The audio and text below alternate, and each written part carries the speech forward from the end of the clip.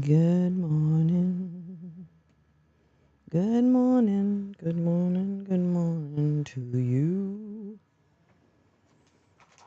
Good morning. I am exhausted. I'm exhausted.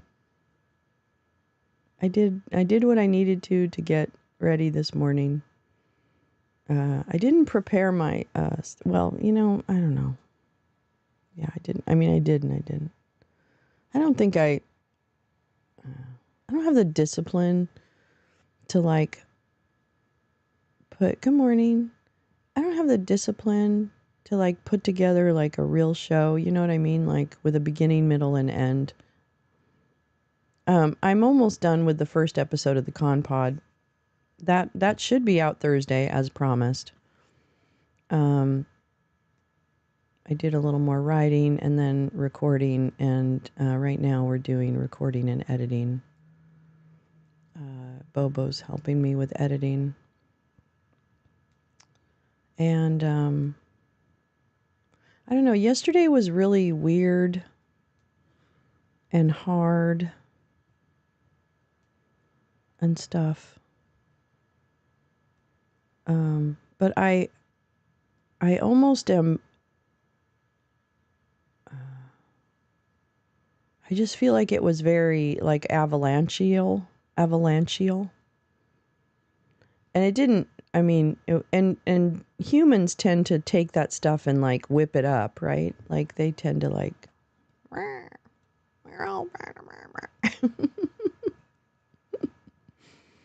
don't know. But it just all felt like a lot yesterday. And,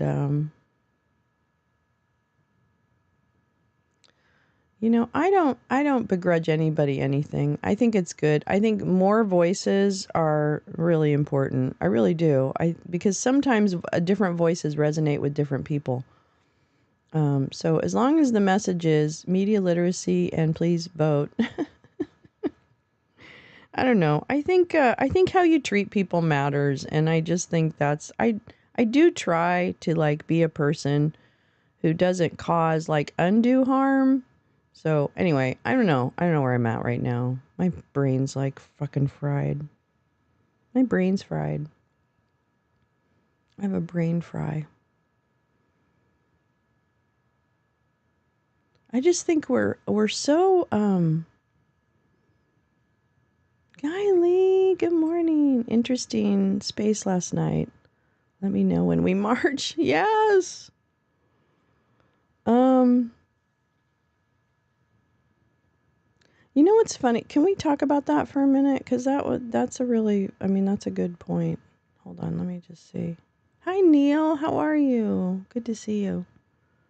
What was I gonna do? Oh, I'm gonna turn my fan on because it's hot. I have a lot of weed things. Not a lot of things. Okay.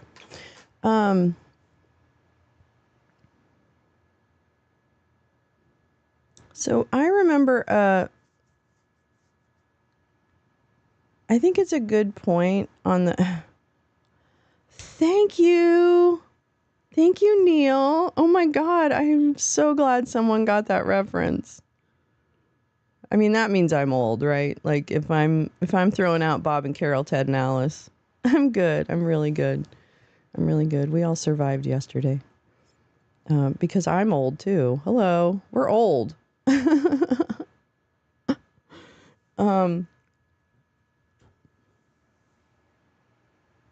Yeah, I don't know. I also want to really force myself to let go of some stuff, and I'm working on it. I'm not always proud of myself, but I am working on it. And I don't know. I don't want to talk about that. What do I want to talk about? What do I want to talk about? Yeah, so I think no one really understands what the Supreme Court ruling actually means. Can I just say that? I don't think anyone really understands what it means. And I can feel its significance because we don't understand what it means, if that makes sense. And unfortunately, we will start to understand what it means. It just has, I don't know, it's just thrown a bunch of stuff into the mix. That's basically what Jackson's very clear dissent says. That's the one we should read. Uncertainty wrapped in chilling doom. Well, I think the point is that the Republican Party, if we take their strategy and operations and their standard bearers at their word. Good morning, easily distracted. If we take their standard bearers at their word, they do have the worst impulses for humanity. Oh my God. How did you get in here? Jesus Christ. Who left the back door open? Hold on. Hold on. I got to get rid of a piece of trash. Are you having a big conversation with yourself in another chat there, dude? God, get a fucking life. You piece of trash. No, sorry, everyone. Never mind. Never mind. Men are so fucking ridiculous. Y'all think you have something real special that you really just don't. You don't. You're just annoying.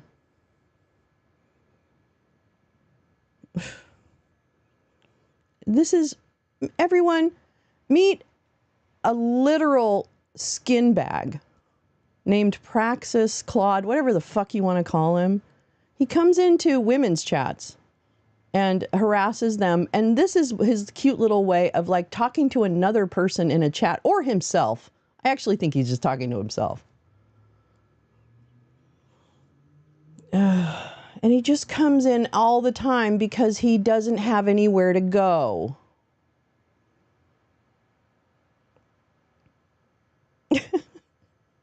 And that, folks, is how pathetic some men are. Oops, sorry, that's me. All right, so let's get rid of you. Good, go fucking peddle your bullshit somewhere else, you big fat fucking loser. How about that? Haberdashery. Haberdashery. I can't fucking stand it. God, get a fucking life. Oh, I hate it. So dumb. Sorry. I'm so sorry, everyone. I'm in a mood, and, all you need to do is give me a reason. And then, all of a sudden, I'll figure it out. But, you know what? Get your own show. He's not. Oh, no, he's not even that smart. No, he's literally a fucking hateful guy who abuses women and runs after them and says disgusting things. And he's like a little pimple. He's like a little walking pimple. And and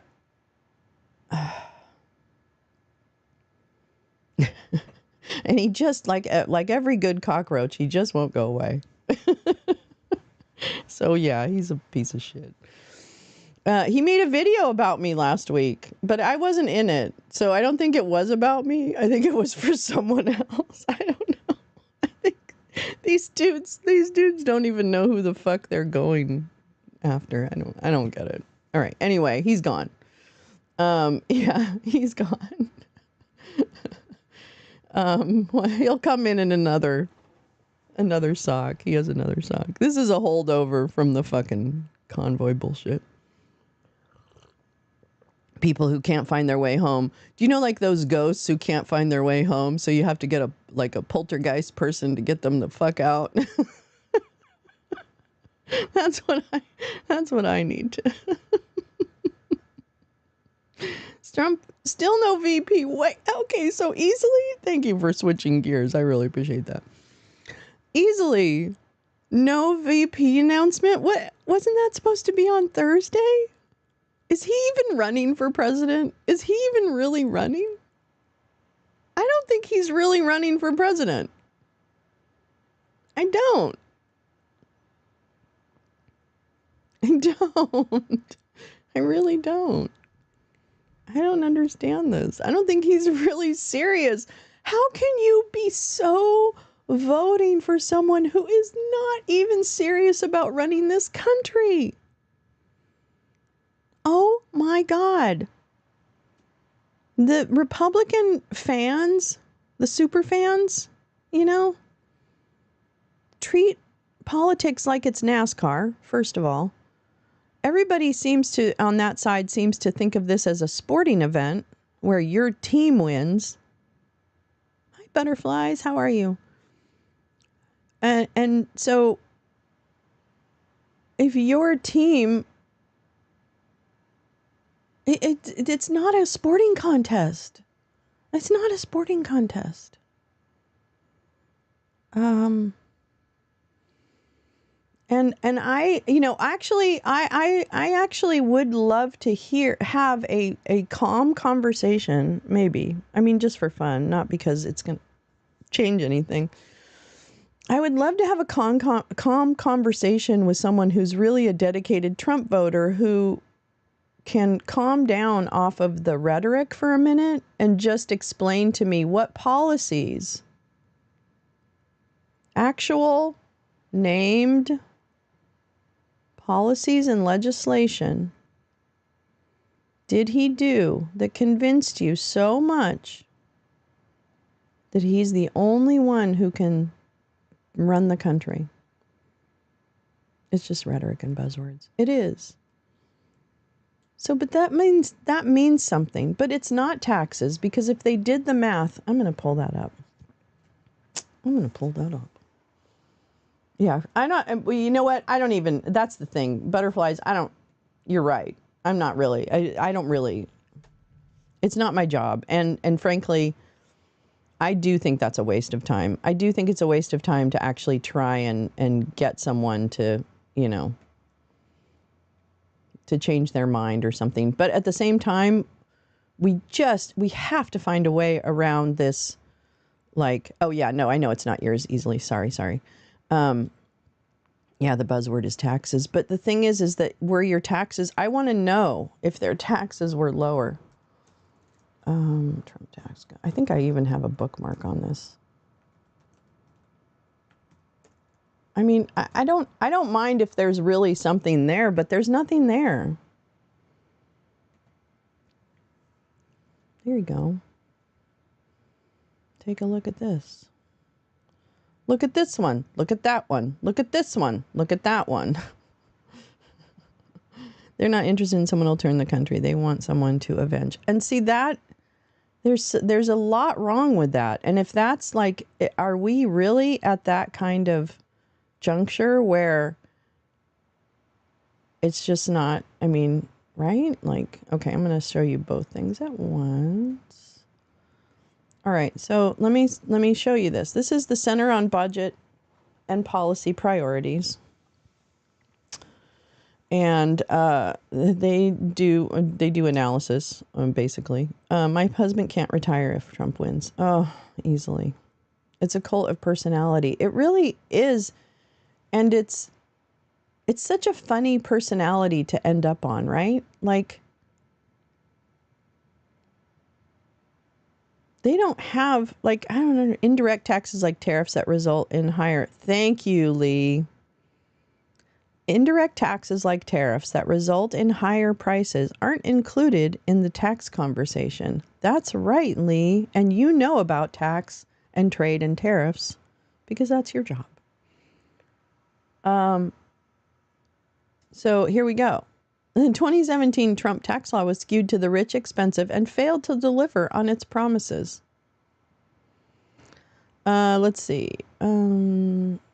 As this debate unfolds, policymakers and the public should understand that the 2017 Trump tax law was skewed to the rich. Households with incomes in the top 1% will receive an average tax cut of more than $60,000 in 2025, compared to an average tax cut of less than $500 for households in the bottom 60%, according to the Tax Policy Center. As a share of after-tax income, tax cuts at the top, both for households in the top 1% and the top 5%, are more than triple the total value of the tax cuts received for people with incomes in the bottom 60%. It was expensive and eroded the U.S. revenue base. The Congressional Budget Office estimated in 2018 that the 2017 law would cost $1.9 trillion over 10 years, and recent estimates show that making the law's temporary individual income and estate tax cuts permanent would cost another roughly $400 billion a year beginning in 2027. Together with the 2001 and 2003 tax cuts enacted under President Bush, most of which were made permanent in 2012, the law has severely eroded our country's revenue base. Revenue as a share of GDP has fallen from about 19.5% in the years immediately preceding the Bush tax cuts to just 16.3% in the years immediately following the Trump tax cuts, with revenues expected to rise an annual average of 16.9% of GDP in 2018 to 2026, excluding the pandemic years. Well, that's convenient. According to the CBO, this is simply not enough revenue. Okay. Failure to deliver. The Trump administration officials claimed their centerpiece corporate tax rate cut would very conservatively lead to a $4,000 boost in household income. New research shows that workers who earned less than $114,000 on average in 2016 saw no change in earnings from the corporate tax rate cut, while top executive salaries increased sharply. Similarly, rigorous research concluded that the tax law's 20% pass-through deduction, which was skewed in favor of wealthy business owners, has largely failed to trickle down to workers in those companies who aren't owners. Like the Bush tax cuts before, the 2017 Trump tax cuts was a trickle-down failure. All right. So then they're making recommendations. But so the tax cut wasn't a tax cut. And no money for programs. Yep, that's right. That's right. Yeah. So it didn't trickle. No, Kathy. Isn't that shocking? Isn't it shocking that trickle-down economics doesn't work? And we've known that since the Reagan era. But yet we bought it. Hook, line, and sinker. Too viscous. It's too viscous to trickle. It's stuck. It's stuck on a thorn. It can't trickle down. It got stuck on a thorn. I don't know.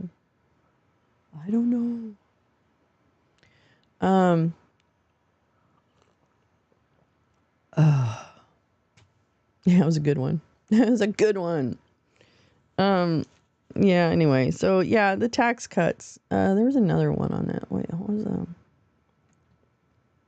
Hold on.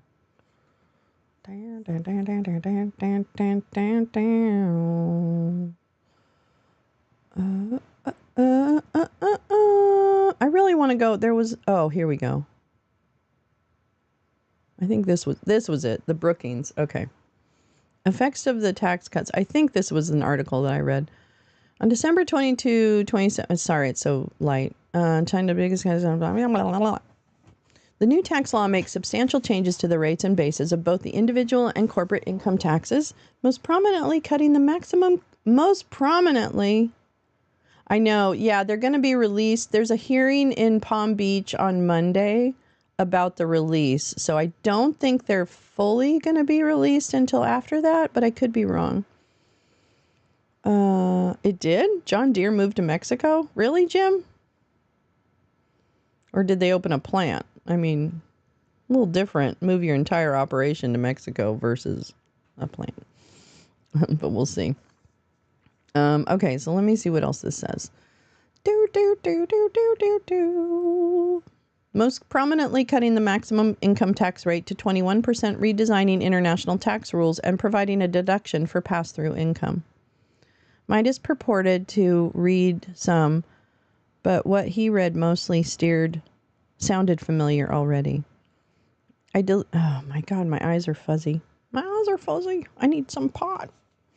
I debated in high school, along with not helping the mentally ill state hospital for insane is 2 miles away now, and it's only criminally insane. Oh, in terms of like the support, yeah. Good morning, gal.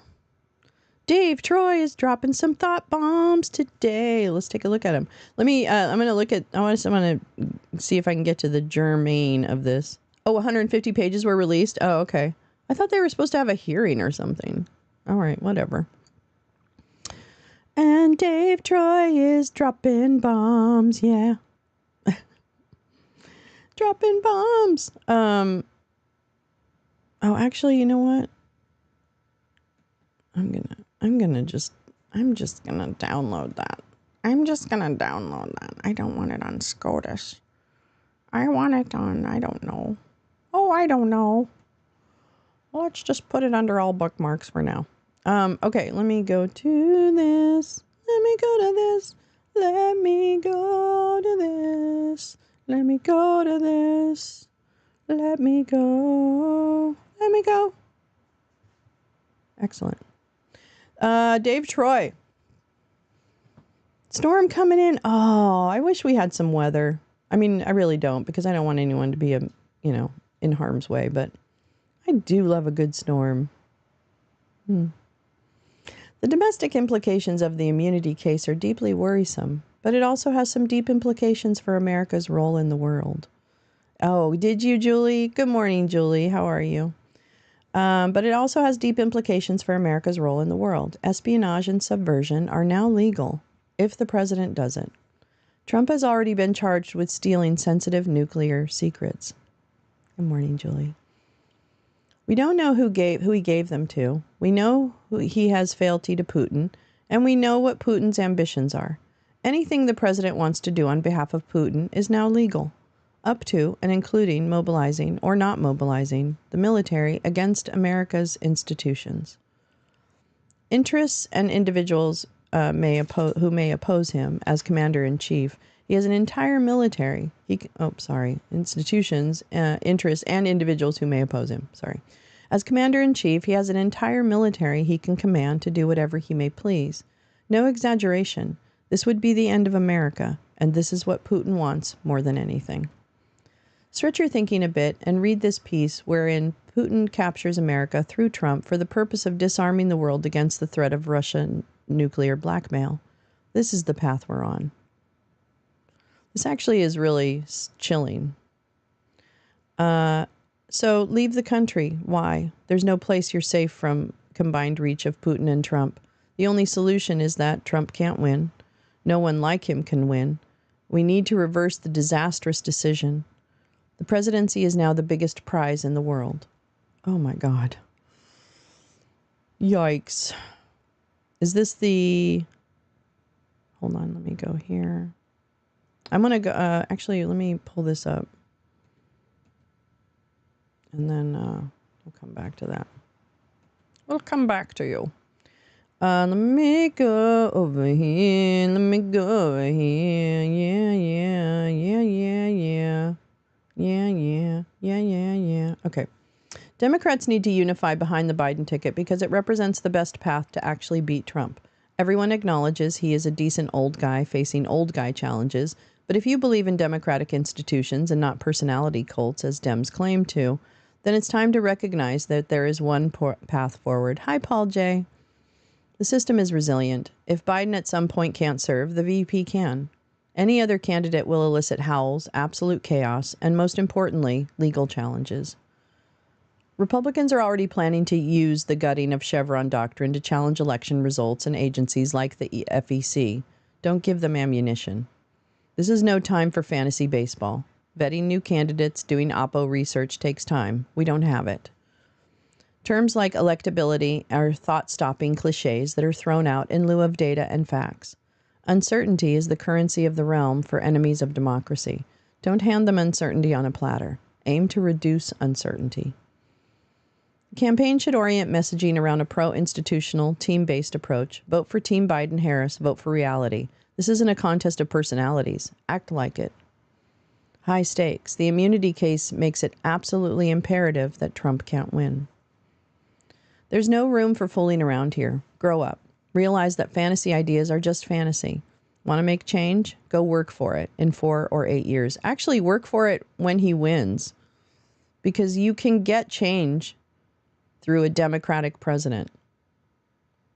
They do respond. We have a choice to make between institutions and the rule of law or a madman with unlimited power. Act accordingly. Here's the secret. If we actually trust institutions, then Biden's health is immaterial.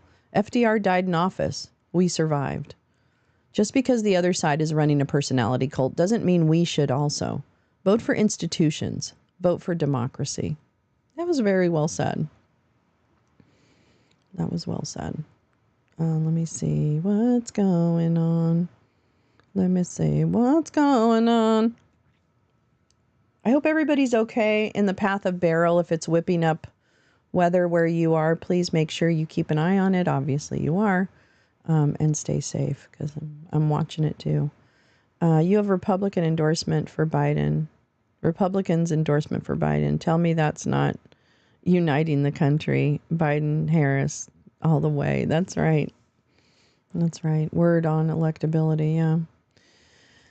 Behind the curtain, Trump's imperial presidency in waiting. Well, this is Project 2025, the musical, so we're fine. No, I don't want it. Axios. Former President Trump, if reelected, plans to immediately test the boundaries of presidential and governing power, knowing the restraints of Congress and the courts are dramatically looser than during his first term, his advisors tell us. Why it matters. It's not just the Supreme Court ruling on Monday that presidents enjoy substantial legal immunity for actions in office. Trump would come to office with a cabinet and staff pre-vetted for loyalty and a fully compliant Republican coalition in Congress, devoid of critics in positions of real power. This paragraph is what scares me. Trump would come to office with a cabinet of staff pre-vetted for loyalty and a fully compliant Republican coalition in Congress, devoid of critics. This is the danger. Like, I don't, and I know that, all the maggots love to laugh like, oh, they're losing their mind. Well, you should be losing your mind too, because this isn't just going to impact you. I know you're stupid and you can't think all the way through something to the end, but so we'll do it for you. Let's see. Legal immunity. Trump would come into office with a cabinet. Okay. That's a big reason many Democrats worry President Biden is making one of the biggest gambles in U.S. history by staying in the race amid acute... Oh, fuck off. Fucking Axios. Axios is so full of shit. Oh, my God. They act like they rolled him out on a stretcher, okay? Come on. Give me a break. I'm so done. The big picture. Trump promises an unabashedly imperial presidency, one that would turn the Justice Department against critics, deport millions of people in the U.S. illegally, slap 10% tariffs on thousands of products, and fire perhaps tens of thousands of government staff deemed insufficiently loyal. He'd stretch the powers of the presidency in ways not seen in our lifetime. He says this consistently and clearly, so it's not conjecture. You might like this or loathe this, but it's coming fast and furious if he's elected. Thanks to Monday's Supreme Court ruling, Trump could pursue his plans without fear of punishment or restraint. To hear Trump and his allies tell it, this is how early 2025 would unfold if he wins. A re-elected Trump would quickly set up vast camps and deport millions of people in the U.S. illegally. He could invoke the Insurrection Act and use troops to lock down the southern border. In Washington, Trump would move to fire potentially tens of thousands of civil servants using a controversial interpretation of law and procedure. He'd replace many of them with pre-vetted loyalists. He'd centralize power over the Justice Department, historically an independent check on presidential power. He plans to nominate a trusted loyalist for Attorney General and has threatened to target and even imprison critics. He could demand the federal cases against him cease immediately. Many of the Jan 6 convicts could be pardoned, a promise Trump has made at campaign rallies where he hails them as patriots, not criminals. Investigations of the Bidens would begin.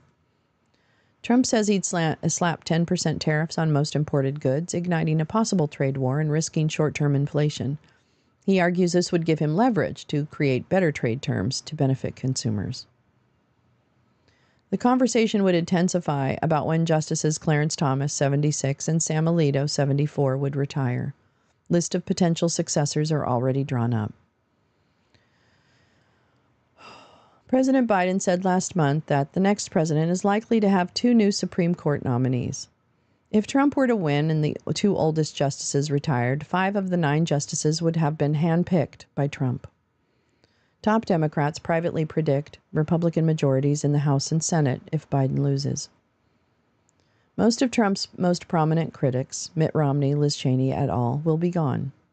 Even the few who remain, including Senator Mitch McConnell, will be substantially less powerful. Trump would be backed by an overwhelmingly Trump-friendly Senate and House, loaded with loyalists top to bottom. Many were elected since his 2016 win, and many thanks to his endorsement. J.D. Vance of Ohio, a top prospect as Trump's VP, told us Trump would have more allies and more loyal allies in Congress this time. You have to ask yourself, how many true allies of the agenda existed in the United States Capitol in January 2017, and how many will exist in January of 2025, Vance told us. You have a Republican Party that in some ways was divided against itself in January of 2017, Vance added. I think now it recognizes that Trump is effectively leader of the party, and you'll see that in governing style and certainly in agenda, with much less infighting between Republicans, which will make it so much more effective as a governing coalition. You know, pendulums do swing, okay? I will say that. The freshman senator said that while Trump was very much a newcomer to politics when he ran the first time, he now understands how to pull the levers of power much better because he's coming at this as a subject matter expert. Ugh. The media would investigate, report, and illuminate all of it, but probably with less impact. Oh, really? Would they? Would they, Jonathan? You stupid idiot. A second Trump term would start with TV ratings in the tank, mainstream media shrinking, and public attention shattering into dozens of information ecosystems, many built around popular and often partisan celebrities. So the ability to do more with fewer real restraints is real and hard to change. The bottom line, think of Trump as in 2025 as a better prepared and much better organized, much more powerful version of Trump 2017, minus Republican breaks and any mystery about immunity. Holy fuck. Holy fuck. Pre-vetted, yeah. Let me check in with you all the way. You do. I don't think I sent the link properly as I'm all thumbs up. Oh, Julie, you can't drop links in the chat because it protects from people dropping bad links. It's not a you thing. It's the way the system works. What did you want to share, Julie? Maybe I can look it up.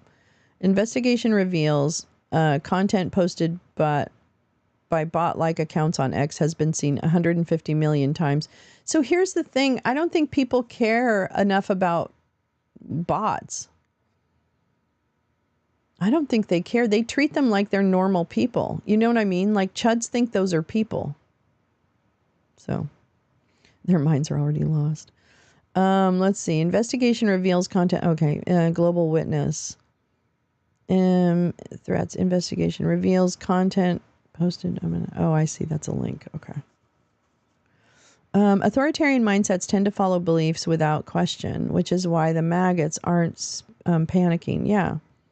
They don't know how to think critically and recognize valid alternatives. They also think this is a win. They're still thinking it's a win.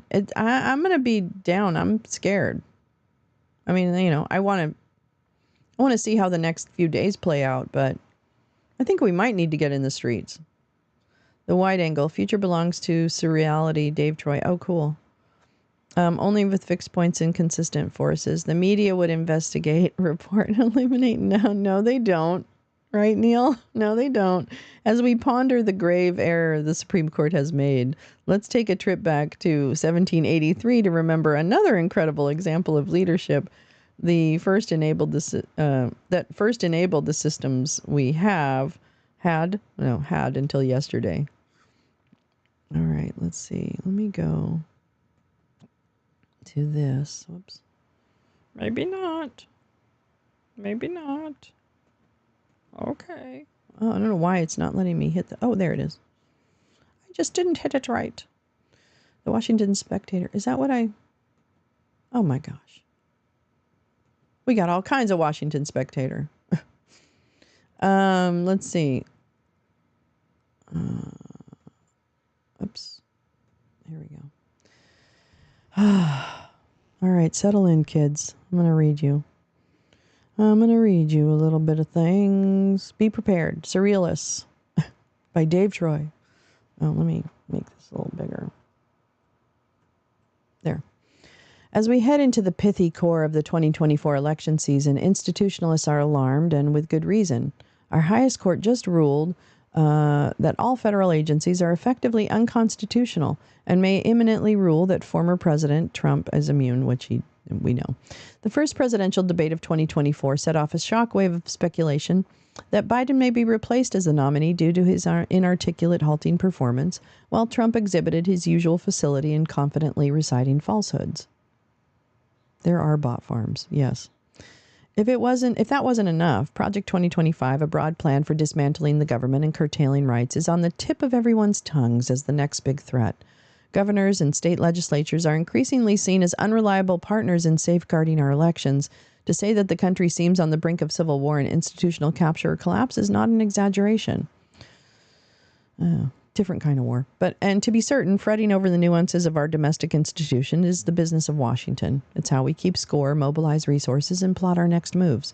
As always, I worry that we are blind to another class of threats that we often don't see until they appear in our rearview mirror. Imaginative attacks that seemingly come out of nowhere and upend both our assumptions and institutions. Between now and November is a vast canvas of time across which the most violent and bizarre hues may be splashed.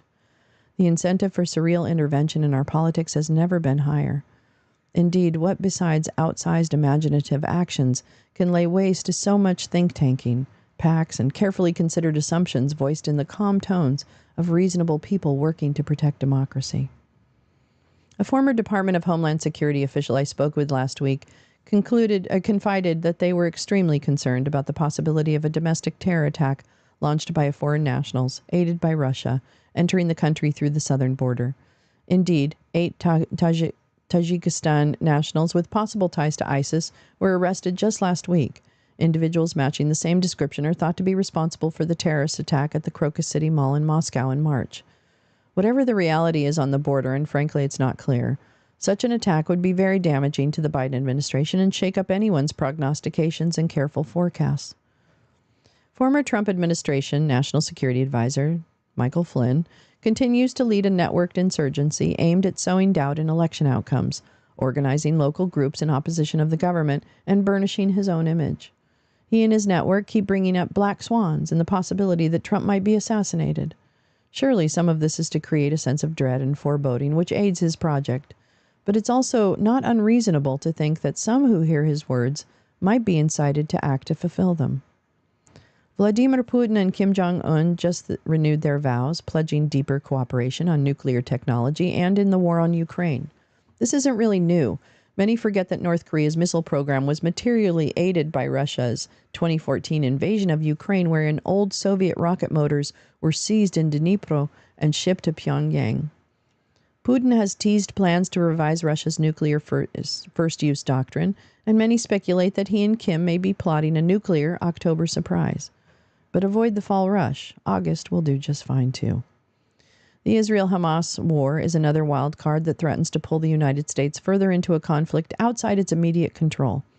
Benjamin Netanyahu seems intent on inflicting as much pain on the Biden administration as possible and aggressively pursuing Hamas terrorists in Gaza. CCP-linked groups such as the Party for Socialism and Liberation, PSL, and Shut It Down for Palestine have been happy to use the conflict to inflame tensions within the U.S., on college campuses, and elsewhere. That terrible conflict is another generator of chaos that may have an outsized effect on U.S. domestic politics and is such an obvious locus for continued Chinese and Russian influence. I'm going to refresh my chat here. Good morning, peace, love. Good morning. From Georgetown Law, Josh Chaffetz.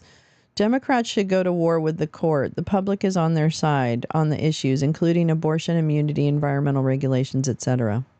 Yeah. Amy doesn't like that nickname. Which one?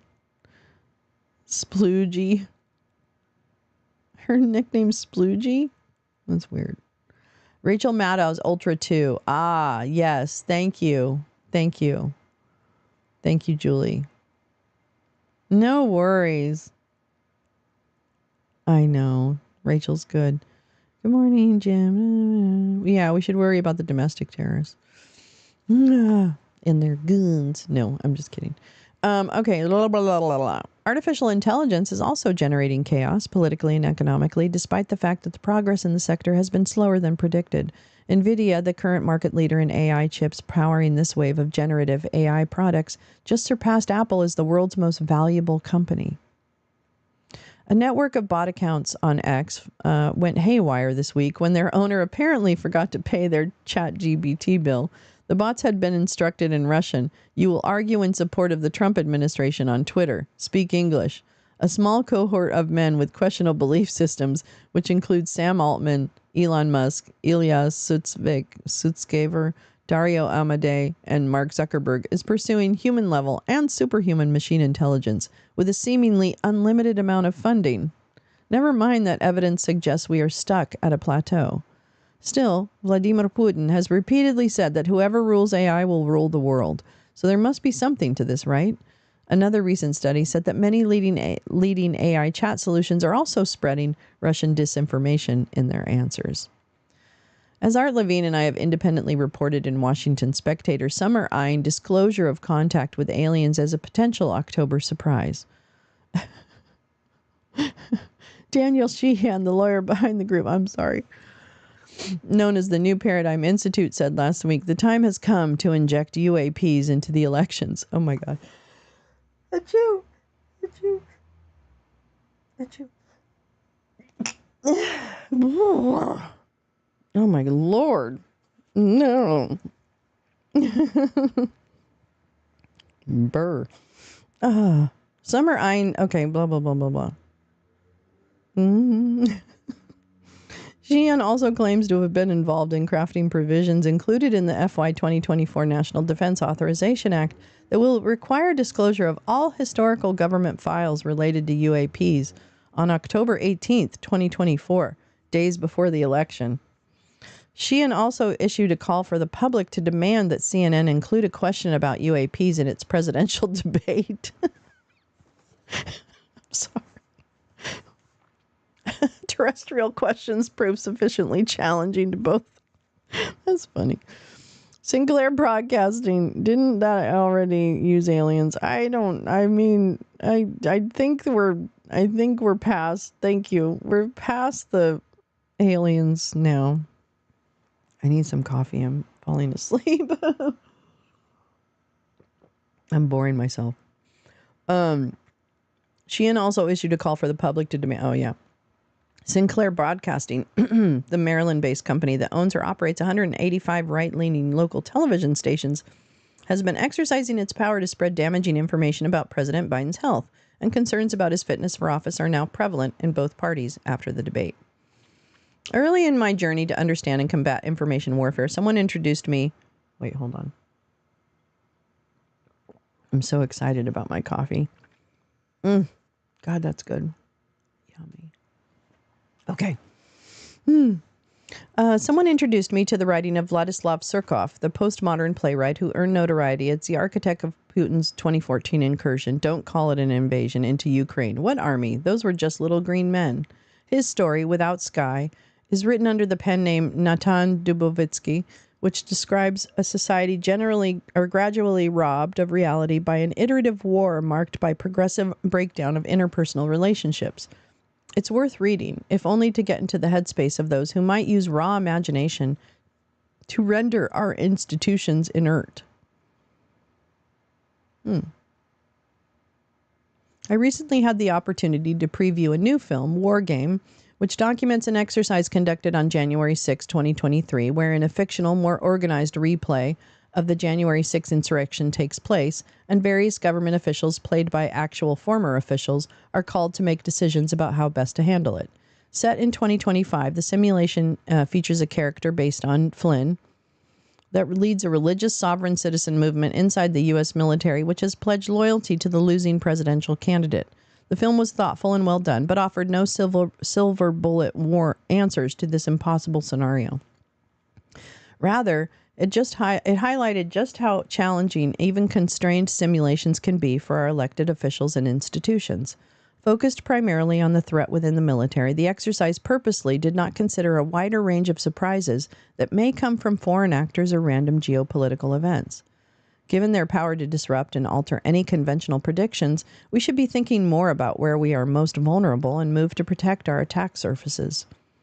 And while it's tempting to retreat into the rules-based world of our institutions and try and beat the opponent at the board game, and indeed we must do that, while also protecting those institutions, we must also be alert to those who might simply flip over the table. In the wake of the debate, there is significant uncertainty about whether Biden will be the Democratic nominee. Trump sentencing, it's July. That's not really, we need to calm down. We do this all that. Yeah, maybe we should be more careful with we. Thank you, oomph. This guy doesn't... We should stop assuming that we speak for everyone. In the wake of the debate, there is significant uncertainty about whether Biden... Okay, that's right. Trump's sentencing date is on July 11th, 4 days before the Republican convention, and he will continue to appeal that case. So what will happen in November? It's anyone's guess. There's a lot of time between now, November, and January 6, 2025. Literally everything is possible. And indeed, there are ample reasons to expect imaginative chaos, deus ex machina events, and I don't know how to say that, and bizarre plot twists. Remain alert and prepared. War Game will be released in New York on August 2nd, 2024. Well, there you go. We'll have to look out for that. Thank you, Dave. Let me see what else we got here.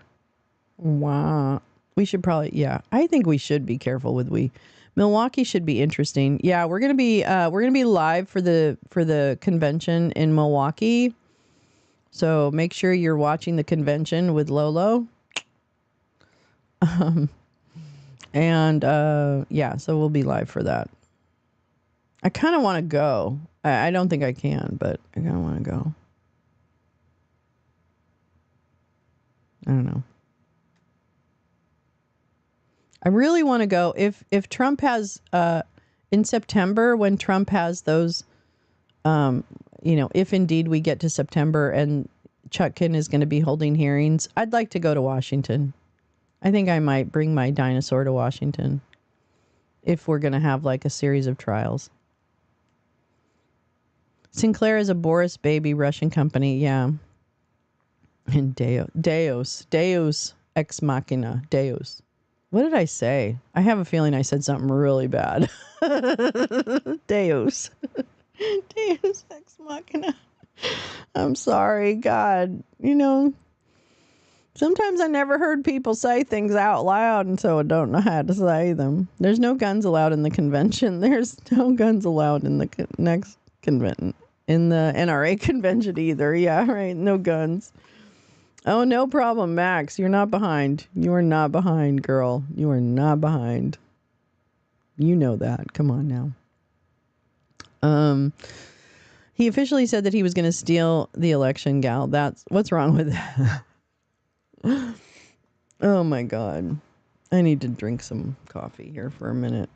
Deus come and I want to go home. Right, easily. Repetition is very good. Because I looked at Oomp's Deus and I'm like, what, Deoos? Okay, well that, sometimes people type things wrong.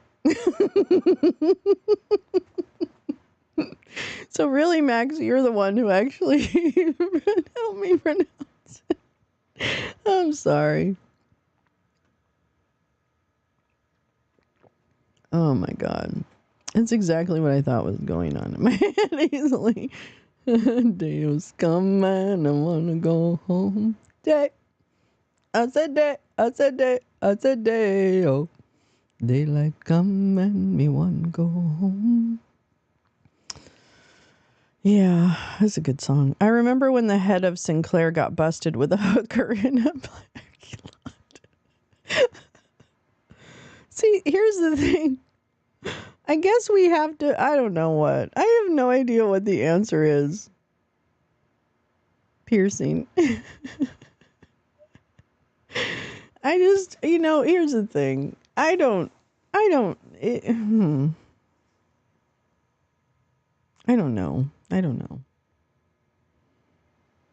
I think we just try real hard to beat the fuck out of him and live to fight another day. I really do. I think that's what we do. Why is that not showing? Oh, my RSS isn't working. What's wrong with my news feed? Anyway, we dig repetition. We dig a repetition. I don't know. Of the fall, yes. Sinclair had a hooker and a jackass had a porn star. What a bunch, yeah. Oh, really? New piece on RFK? Let's take a look. Let's take a look at what that bitch is talking about. Vanity Fair, my favorite. Yes, I do. Leave YouTube. Okay, here's the thing. The Kennedys came out early on and said he shouldn't run. He doesn't represent the Kennedy family. He is not a real Kennedy, kind of thing. So they kind of like told him to, even they may not know his darkest secrets. Yeah, I think he's a real piece of shit. I mean, legitimately, a shocking photograph.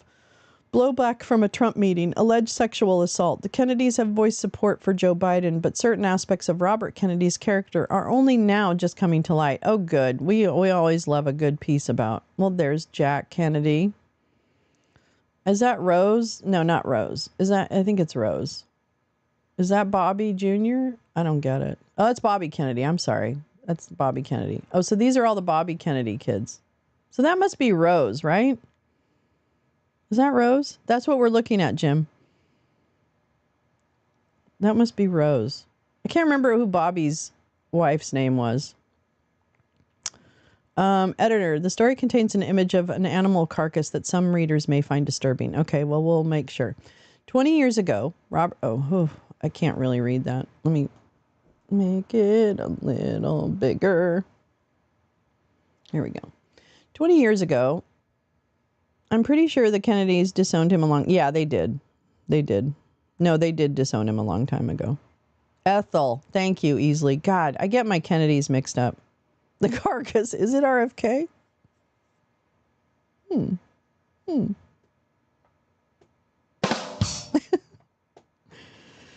Okay. 20 years ago, Robert F. Kennedy Jr. appeared in an HBO documentary about the dangers of a nuclear plant on the Hudson River, Indian Point, Imagining the Unimaginable. Directed by his sister, Rory Kennedy, pits the crusading Kennedys, pictured flying a helicopter over the nuclear facility, against Energy, the power company. The film argued that the surrounding environment would be made uninhabitable if the plant came under terrorist attack. This was necessarily a high-stakes confrontation. In anticipation, Rory warned her production team that they had a potential liability. Her brother, though a prominent and successful environmental lawyer known for suing polluters, could be fast and loose with the facts. He can say some crazy shit, she told him, according to a person involved in the film. Kennedy's interviews had to be thoroughly fact-checked, even though he might come across as an expert, she said. That's who he is. I know. Oops. I did. Finally, it's the one button I know where it is. All right. Sure enough, the film had already been edited when producers discovered that Kennedy's interviews were littered with inflated and inaccurate claims, rendering portions of the film unusable. It was like, holy shit, says another source familiar with events. We have to get the audio and cut certain things out. We can't really say this. You can be sued. The experience of having to tear the film apart and re-edit it was deeply frustrating for Rory, especially because HBO had wanted more Bobby, not less. When her brother gave a speech at the film's premiere, wowed audience members asked Rory why she hadn't included some of his more dramatic points in her film. She couldn't tell them it was because they were untrue. Long before he entered the 2024 race with a wagon train of conspiracy theories, the wider Kennedy family was intimately familiar with RFK Jr.'s problematic personality. The outsized confidence masquerading as expertise, the savior complex, as one family member called it, that drives him to take up quixotic causes and cast himself as a lone hero against established powers, and above all, as one old friend calls it, his pathological need for attention. A few months ago, I began talking to Kennedy family members and close friends, some on the record, others on background, to get insights into the man they know well and ask some pointed questions. Let's see. Rather than merely rubber stamping Joe Biden's already fatally faltering campaign. Come on, Vanity Fair. Fuck you. Shouldn't you be telling voters what you know about your brother and cousin, whose candidacy threatens to swing the presidential election to Donald Trump and upend American history forever? With the future of the country riding on the narrowest of polling margins, shouldn't you be describing in fine detail the acute dangers of the person you know so well before your own family's tragedy becomes the nation's? Oh, so this is Robert Jr., Michael, and Joe. Oh, is that Joe? That's Joe. So that's Michael. That's Robert. Okay. To describe the family as reluctant is an understatement. Behind the scenes, his siblings, especially brothers Max, Chris, and Joseph II, are furious over his candidacy. Sisters Carrie and Rory are heartbroken. But the desire to preserve their relationship with their brother, combined with the long-standing Kennedy blood oath to protect the family reputation, as someone close to the family described their loyalty, has prevented them from pulling back the curtain on RFK Jr. they know, instead choosing to focus on policy differences. The Kennedy campaign did not respond to detailed questions from Vanity Fair. Whoa. After initially denouncing his candidacy last summer, most of the 105 Kennedy relatives, including Bobby's 8 siblings, the largest branch of the family, had hoped his campaign would collapse under the weight of his many bizarre claims and alliances with the anti-vax cranks and Trump world figures like Steve Bannon and Tucker Carlson. Instead, the family played defense, going public only when Kennedy's statements went so far out of bounds that they had no choice, like when he suggested COVID was, quote, ethnically targeted to spare Jewish and Chinese people, or his claim that anti-vaxxers suffered worse oppression than Anne Frank, a statement Sister Carrie called sickening and destructive, or when he claimed there was a mysterious alternative shooter in the death of his father in 1968, going so far as to interview Sirhan in prison and proclaim him innocent, or that the CIA was possibly involved in the assassination, claims that caused deep pain for his siblings. Their private efforts to get Bobby... Their private efforts to get Bobby to drop out, or at least wait until 28 to run, have also come to naught. I've spoken to Bobby about this race, about what's at stake, about the importance of supporting Joe Biden, of the impact of the Trump presidency on our country and on the world. Carrie Kennedy, who leads the nonprofit Robert F. Kennedy Human Rights and is disciplined in how she speaks of her brother, tells me, and I was clearly unpersuasive. Asked to share insight into her brother's motives and psychology, she begs off. Well, you need to have a degree, which I don't have. The worm died while eating his brain. Gal, Seth Abramson wrote a thread 17. I don't know if I show it to you, but I think you'll like it. How does Cheryl Hines... Yeah, how does Cheryl Hines? Although she's probably a jerk, too. Asked to share... Okay, blah, blah, blah. Loyalty has always been the highest virtue in a family that has lived for decades under the public microscope. Stories of Ethel Kennedy keeping ancient friends in her social orbit for favors performed decades earlier are legend. Speaking out is verboten. But the genteel approach, has made it easy for RFK Jr. to dismiss them, and even to suggest that there is a sizable faction of supporters in their ranks, though in truth only one other cousin, Anthony Shriver, has publicly backed him. When 50 Kennedy family members, including the branch known as Generation 3, or G3, appeared on the lawn of the White House with Joe Biden on St. Patrick's Day, it was supposed to be a powerful show of solidarity. But the event was a compromise among people who didn't necessarily agree about what to do, says a person involved. A month later, at a public event in Philadelphia, generated a series of choreographed videos of the cousins voicing support for Biden, but it had no discernible effect on RFK Jr.'s polling numbers, even as the cousins, to prove their strategy was working, clung to a single poll showing Kennedy would take more votes from Trump than Biden. Other pollsters, like John Delavolpe at the Institutes of Politics and Harvard's Kennedy School, say the opposite. Since then, Kennedy has managed to get his name on the ballot in the swing state of Michigan and is spending millions in other states to do the same. A few Kennedy cousins have pushed for a more aggressive approach, with one mockingly referring to the White House photo op as the leprechaun event. Behind the scenes, there is a growing panic that the family must do more to prevent their rogue cousin from causing a political disaster, especially in the wake of Biden's debate performance. As one family intimate, Andy Karsh, who has known Kennedy since 1972, has put it to Bobby directly, "If Trump is elected, you'll go down as one of the great villains in American history." Bobby risks damaging the legacies of both his father and uncle at a time when those values and ideals could not be any more important, Karsh tells me. The portrait family members paint of Bobby is a man of exceptional charm, wit, brains, and generosity, who has championed important environmental causes, but whose worst traits, an unnerving ease with blending fact and fiction, a powerful ability to deny the collateral damage of his own destructive actions, have engulfed his better angels. The source of these pathologies, they observed, are found in his long and troubling biography, a life story marked by personal trauma and addiction to drugs, sex, and perhaps most perniciously of all, public adulation. I want to live at this house, is where I want to live. I want to live in that house. Let's do it. You can't reason with addiction, said Stephen Kennedy Smith, a cousin of Kennedy's, whose father ran the elder Bobby Kennedy's 1968 presidential campaign. And what we know about addiction is it leads to bad judgment, extremely bad judgment. I want to check in with chat. The one from 3 hours ago. Oh, I'm pretty sure he said it himself. The worm died? What? Are you working on a farm, Julie? That's so cool. Last year, Robert Kennedy Jr. texted a photograph to a friend. In the photo, RFK Jr. was posing alongside an unidentified woman with the barbecued remains of what appears to be a dog. Kennedy told the person who was traveling to Asia that he might enjoy a restaurant in Korea that served dog on the menu, suggesting Kennedy had sampled dog. The photo was taken in 2010, according to digital files metadata, the same year he was diagnosed with a dead tapeworm in his brain. A veterinarian who examined the photograph says the carcass is canine, pointing to the 13 pairs of ribs, which include the telltale floating rib found in dogs. I'm not sure we're going to just move right past that. The picture's intent seems to have been comedic. Kennedy and his companion are pantomiming, but for the recipient, it was disturbing evidence of Kennedy's poor judgment and thoughtlessness, simultaneously mocking Korean culture, reveling in animal cruelty, and needlessly risking his reputation and that of his family. When Kennedy was married to his second wife, Mary Richardson, he was known to text other damning images to friends as well, of nude women.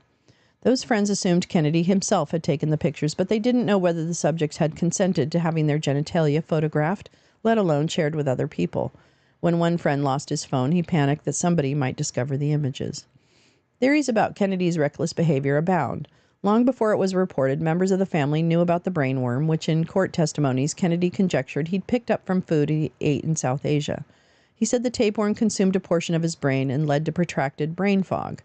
But more often his family points to Kennedy's 14 years as a heroin user, which began when Kennedy was 15 and didn't end until he was 29. Kennedy has made his history of addiction part of his campaign narrative, arguing that he is more equipped to fix America's addiction problem. Critics in his family feel otherwise. One Kennedy has circulated a report from the National Institutes of Health on the impact of long-term heroin abuse, which surmises that the damage can alter the physiology of the brain, creating long-term imbalances in neuronal and hormonal systems that are not easily reversed, and which may affect decision-making abilities, the ability to regulate behavior, and the responses to stressful situations. At Harvard in the mid-1970s, Kennedy was regularly injecting speedballs, a mixture of heroin and cocaine, and became a Pied Piper to friends and family, regularly shooting up with his troubled brother David Kennedy, according to multiple friends from the era. Addiction shadowed RFK Jr. and his entourage, including his best friend Chris Bartle, through college and law school and into his early professional life working in the Manhattan DA's office. On one level, Kennedy's substance abuse was comprehensible. He had seen his own father murdered on the public stage, traumatic event that altered history, haunted his family, and deepened the weight of expectations on young Bobby, who was 14 at the time. Of all Bobby Sr.'s children, the namesake son was considered the most promising dynastic heir. Square-jawed and twinkly-eyed, he looked and sounded most like his father, with the charisma and public profile to take up the mantle if he chose. His college roommate Peter Kaplan, the acclaimed editor of the New York Observer, who died in 2013, once noted Bobby's almost frightening facility with language. By birthright and training, Kennedy was presidential timber. And with family friends like Robert Coles, a psychiatrist and professor at Harvard, and Lem Billings, a close friend of John F. Kennedy's, expending considerable effort to try and mentor and tutor him after his father's death. Jack Kennedy was lucky, Billings once said. He didn't have a lot of Kennedys getting there before him. Everywhere a boy like Bobby looks, there are footprints, all of them deeper than his own. Let's see. Many tried and failed to get him off of heroin. Instead of guiding him to greater glory, Billings followed Bobby into heroin addiction. Meantime, Kennedy looked for heroes outside the family bubble, befriending Roger Ailes, the late Fox News founder, who at the time was an independent TV producer and advisor to Richard Nixon. In 1972, when RFK Jr. was 18, Ailes took Kennedy to Kenya to shoot a wildlife documentary in which Kennedy appeared shirtless and running from a rhinoceros.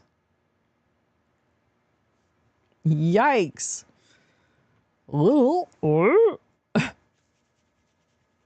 right, I need to have a little coffee. Let's catch up with Jack. I am pretty sure. Well, there you go. I own 12. Oh, 12 acres. Oh my God, Julie, we should connect. I used to live in Maine. I love Maine. I love Maine. Are a lot of Vanity Fair readers likely can? I don't know. No, yes, maybe. Do you think? I did not immediately find the Abramson thread in question. Didn't try very hard. I'll try and find it. Okay. Let's see. Family lore had it that Kennedy, while attending Harvard, once leapt the gap between two 6-story buildings. He kept an owl in his house and carried a live snake around campus because of the drug taking and risky behavior. Bobby was often at odds with his mother, Ethel, who regularly threw him out of the house. Jackie Kennedy Onassis forbade her own children, John and Caroline, from fraternizing with him and his brothers. Like all the rest of us, Bobby grew up feeling that being a Kennedy, you could do virtually anything you wanted. Kennedy's cousin Chris Lawford told the authors of The Kennedys, an American Drama, a controversial 1984 book. It was good because you got away with other things people wouldn't dream of. It was bad because it destroyed your sense of what was worth doing. That's wonderful, Julie. Sounds wonderful. Rhinoceros. I bet that's what they did. They were running from rhinos in Kenya. One of the authors, the other died in 2019, could attest to that. David Horowitz remembers Bobby being so cavalier, he cut lines of cocaine for his brother, Michael Kennedy, and allowed him to snort a line in front of the writer. And only then did he introduce Horowitz as a reporter. Horowitz also recalls that Kennedy asked him for a ride to Harlem to score drugs. In 1983, RFK Jr., by then assistant DA in the office of Manhattan District Attorney Robert Morgenthau, was discovered overdosing in the bathroom of an airplane. When an excerpt of the Kennedy book was published in Playboy magazine in 1984, the family turned on David Kennedy for airing the family addiction secrets, and he stayed in a separate hotel during a family gathering in Palm Beach. Bobby, David had told the book authors, was our last illusion. The next day, David died of an overdose at age 28. Wait, running from a rhino. About planes? A rhino. Got it. I got it. After Kennedy was arrested for possession of heroin, his cousin, Michael Skakel, also a recovering addict, supported him through recovery, which Kennedy said brought them closer together. He would say he knew Skakel as well as one person can know another. Skakel later became chief suspect in the 1975 murder of 15-year-old Martha Moxley in Greenwich, Connecticut, having confessed to private investigators in the mid-1990s that on the night of the murder, he had climbed a tree near Moxley's bedroom window and masturbated. She was found the next day beaten and stabbed to death with a broken golf club. Though he was not initially a suspect, Skakel had also intimated to boarding school friends that he had committed the murder. I remember that. Wow, that was weird. I remember that. That was weird.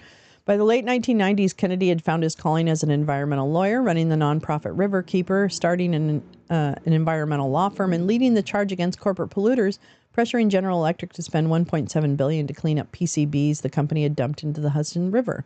He regularly attended AA meetings, a model of recovery and renewed purpose. The other Kennedy men of his generation, however, were busy blowing up the family's legacy. Cousin William Kennedy Smith was tried for and acquitted of rape in a highly publicized 1991 trial.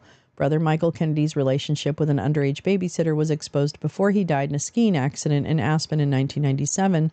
Older brother Joseph II bowed out of the race for governor of Massachusetts after his ex-wife wrote a damaging tell-all in 1997.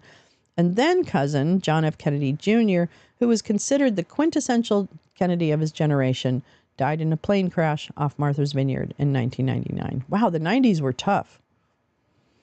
When Greenwich authorities reopened the Moxley murder case in 1998 and later charged Skakel, the Kennedy family publicly distanced themselves from Skakel, who had previously worked as a driver for cousin Michael Kennedy and then running his brother Joseph Kennedy II's second power company, Citizens Energy, while Joseph ran for governor of Massachusetts. People believed an angry Skakel leaked the story of Michael Kennedy and the babysitter to the Boston Globe, which blew up Michael Kennedy's career and marriage. Skakel's lawyer did not respond to Vanity Fair.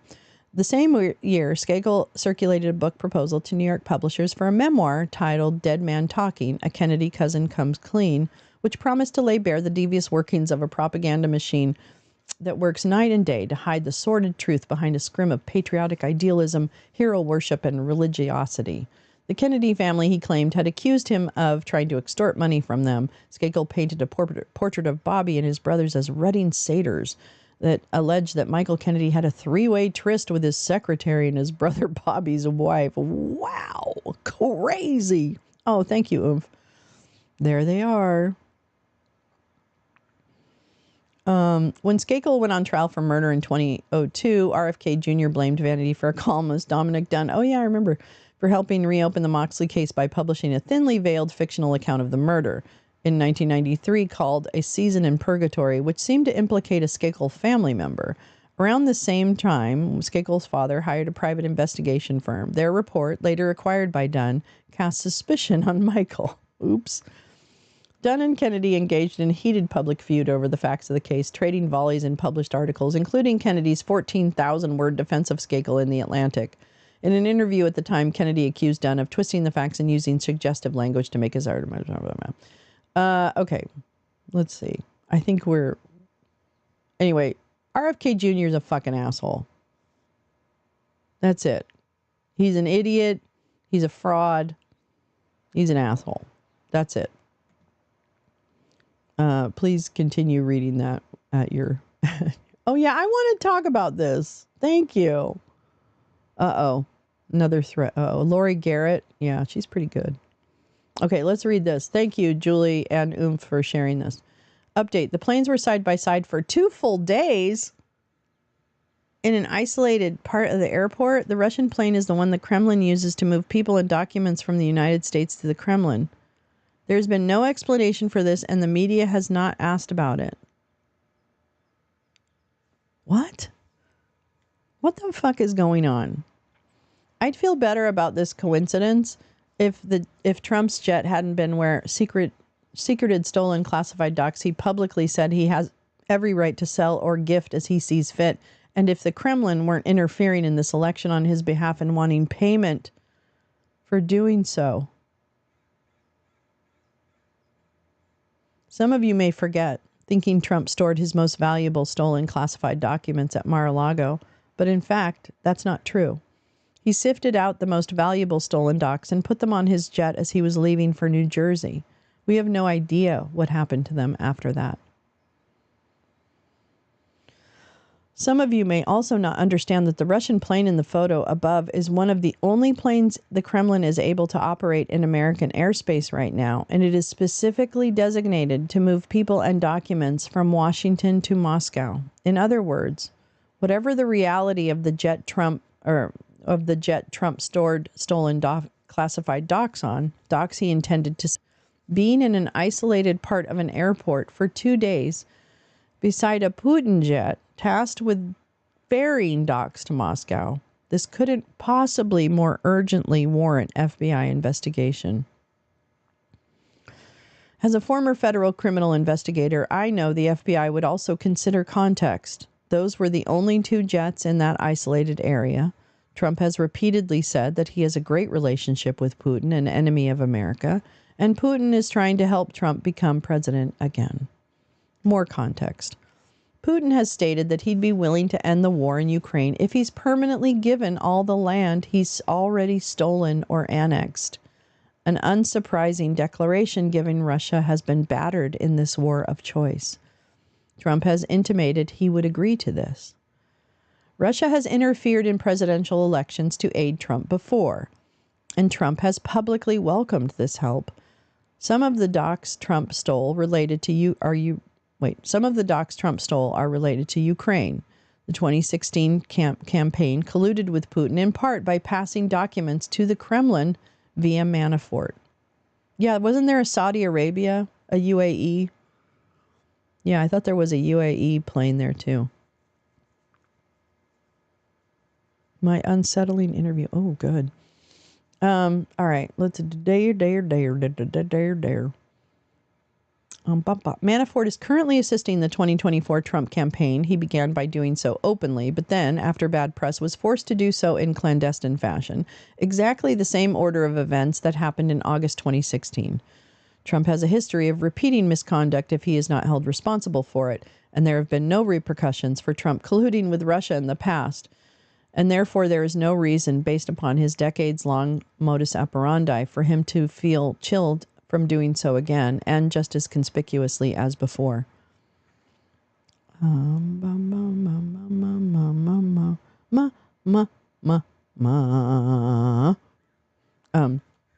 Yeah, Julie, this is good. Thank you.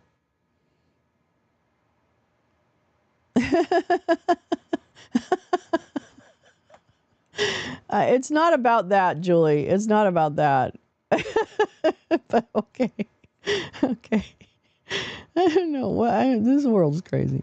Okay. Manafort currently assisting blah, blah, blah, is not held responsible for it. And there have been no repercussions for Trump colluding with Russia in the past. And therefore, there is no reason, based upon his decades-long MO, for him to feel chilled from doing so, and just as conspicuously as before. The problem here is that there is additional context in play here.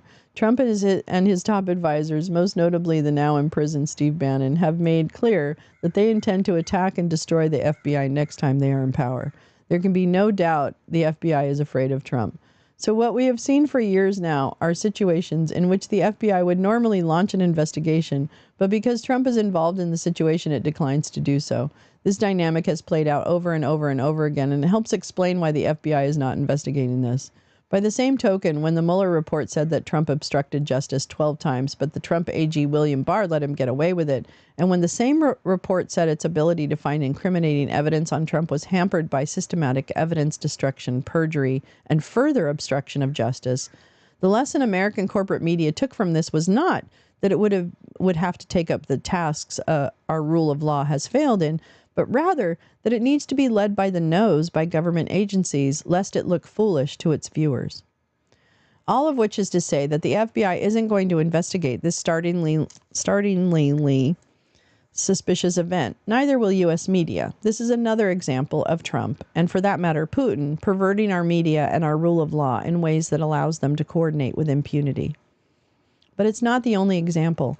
Consider that Elon Musk admitted several months ago to having clandestine private conversations with Putin about the war in Ukraine, conversations that led him to deny Starlink access to Ukrainian forces in ways that caused Ukrainian deaths. After this revelation, Musk returned to being a direct advisor to Trump, as he has been during the 2 separate periods before, including a face-to-face meeting at Mar-a-Lago that both men tried to hide. This was at the same time Trump was rejecting calls from reporters to reveal whether he was having clandestine negotiations with Benjamin Netanyahu about how to undermine the U.S., i.e. Biden administration, foreign policy in Israel to benefit his 2024 presidential campaign. So few doubt that Trump is willing to directly or indirectly negotiate with Putin. We also know that Trump designated a past Trump intel chief to act as a shadow Secretary of State, jetting around the world, undermining U.S. Biden administration foreign policy in ways that convince foreign governments to support a second Trump administration. Let's see. Is that Pompeo? No. Who is that? Oh, I don't have the Washington Post. Fuckers. Folkers. All right. No. All of this is essential context in determining if the FBI would normally open a criminal probe into the possible transfer of classified docs between a Trump jet and a Putin jet in an isolated area of Dulles International Airport over a period of time that included cover of darkness. All this is also essential context for understanding the recent decision in Trump v. United States. One of the many things that has long been presumed outside the scope of the official duties of a president of the United States is clandestine coordination with enemies of America. I'm not speaking about negotiating with enemies. I'm not speaking of making concessions to enemies. Presidents have the power to do this and sometimes must. I'm speaking of bribery, which is an impeachable offense. I'm speaking of trading policy for personal political benefit. During his first impeachment trial, Trump attorney and fellow Jeffrey Epstein friend, Alan Dershowitz, made the nationally televised argument that a president can engage in bribery if he's doing so for his personal political benefit, largely because we cannot inquire into motives. Yesterday, SCOTUS more or less made exactly the same ruling. It turned a universally derided and reviled defense argument from a Trump impeachment trial into the law of the land. Would it be any wonder if Trump believed now that he can openly trade policy for political benefit? It is in this context that Americans learned just a few days ago that Trump had already done just this, openly offered to trade American public policy for money. I want to do that. So, whereas 20 years ago it would have been deranged to worry that two jets being next to one another in an isolated area has any meaning, we are not required to act or think like children. The FBI especially is required to think like the federal criminal investigators they are. I recognize that it's become rather cliche to say this, but it remains true, even without any of the history I've outlined here. If the Biden campaign jet were beside a CCCP jet for 2 days in an isolated area, every MAGA in America would be talking about it for the next 20 years. Instead, what we get is a few threads on social media and absolutely nothing from American corporate media, absolutely nothing from the FBI, absolutely nothing from the DOJ, absolutely nothing from the CIA, absolutely nothing from the NSA, and nothing even from Democratic lawmakers. It's this fact, as much as anything else, that makes the prospect of a second Trump administration terrifying. American media and law enforcement institutions no longer have the capacity or the will to even investigate a man the Supreme Court has now said is above the law anyway. Update. A government plane from the UAE joined Trump and Putin transports in the isolated section of Dulles. If you've read the Proof trilogy, you understand the potential significance of this. Again, keeping in mind the utility of the cover of darkness. I just want to look at this one. Russian plane just left, June 29th. Wow. DOJ is all over it? No. Are they, Justice? Come on, Chris. Are they? Let me see what else. Let me check in with this. Oh. Here's the thing. Can I explain a little bit? I think I need to explain my relationships a little bit. And we never hear anything. We don't, and we typically would not hear from the CIA or the NSA or even the FBI. So yeah, you're right. Abramson got same problem as RFK. Talks with confidence. See, that's the thing. It is. I've noticed that about Seth Abramson. I need my news to be really fact-based. Like, just give me the facts. And yeah, you're right. It doesn't happen like a TV movie where, oh, hey, we got to get down. They're stealing money from the bank. Let's get in our car and drive down there. You know what I mean? Like, that's not really how it works. Abramson got the same problem. Yeah. So he is kind of like, no. Let's see. I don't think attributing emotions to an agency is a terribly sensible way to talk about it. Yeah, I don't, you see, here's the thing. I survive on this app mostly because of my connections to people. And Gal Suburban is the reason I gravitate towards Gal. Not only is she brilliant, but she has the approach that I want. She has the thoughtfulness. And the thing about Gal is all of us in Gal Squad, we read all these people. I mean, we look at all this stuff. So I want it to, like, the OSINT is, the quality of OSINT is important. And we all find people that we find are kind of voices we can really understand and agree with and ask questions of and all that kind of stuff. So I will never apologize for focusing on what Gal and I and others can curate, because I know the tried and true nature of that Gal has the same perspective, or not, kind of skepticism, I guess. So I appreciate that my friends have that skepticism about all the information, and that's where I've gravitated towards them. So it's not a preference. It's not a preference of, oh, she's the one that knows everything. That's not really it, although she does fucking know a lot. It's because my experience is I know that's a voice that I can trust, and that it will lead me. And she knows a lot of this stuff. And so really, and this is something that Gal and I have talked about, I wanted my show to begin to elicit information from Gal. Like, literally, that has been part of our plan, is to take all the work that Gal has done and to start to share that out in other ways, on a different platform than she had.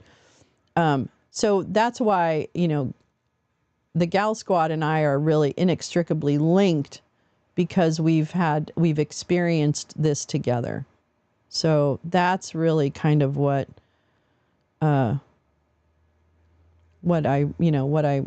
so it can feel like, oh, I'm just choosing Gal's stuff. That's not really true. It's really because Gal is a very important part of this effort that we're doing to try and increase media literacy. So just so you know, I just want you to know, it's total team effort. And the thing is there are so many voices. Every voice really kind of matters, right? Like, the bad ones probably shouldn't, but I can have beef with other people on the internet. I don't really want to shut anyone down from doing what they do, because I feel like all hands make light work. I really do. Many hands make light work. I believe in that. I live by it. I can still be in my feelings sometimes about shit. That's just me. Doesn't make me a bad person. Doesn't make anybody a bad person. But we have preferences. We're human, and that's okay. I know. I kind of want that. Yeah. Thank you for bringing that up. Well, I'm grateful for you and your support. Let's see. Yeah, totally. We're just learning and sharing. That's really what we're doing. Really appreciated your effort to talk about the history of institutes of mass destruction in the Monday space. I said, and because thank you for bringing that out. I would really like to tape that. And I know we can probably cut that part of Monday space where she talked about the institutes of mass destruction. How much do we, wait,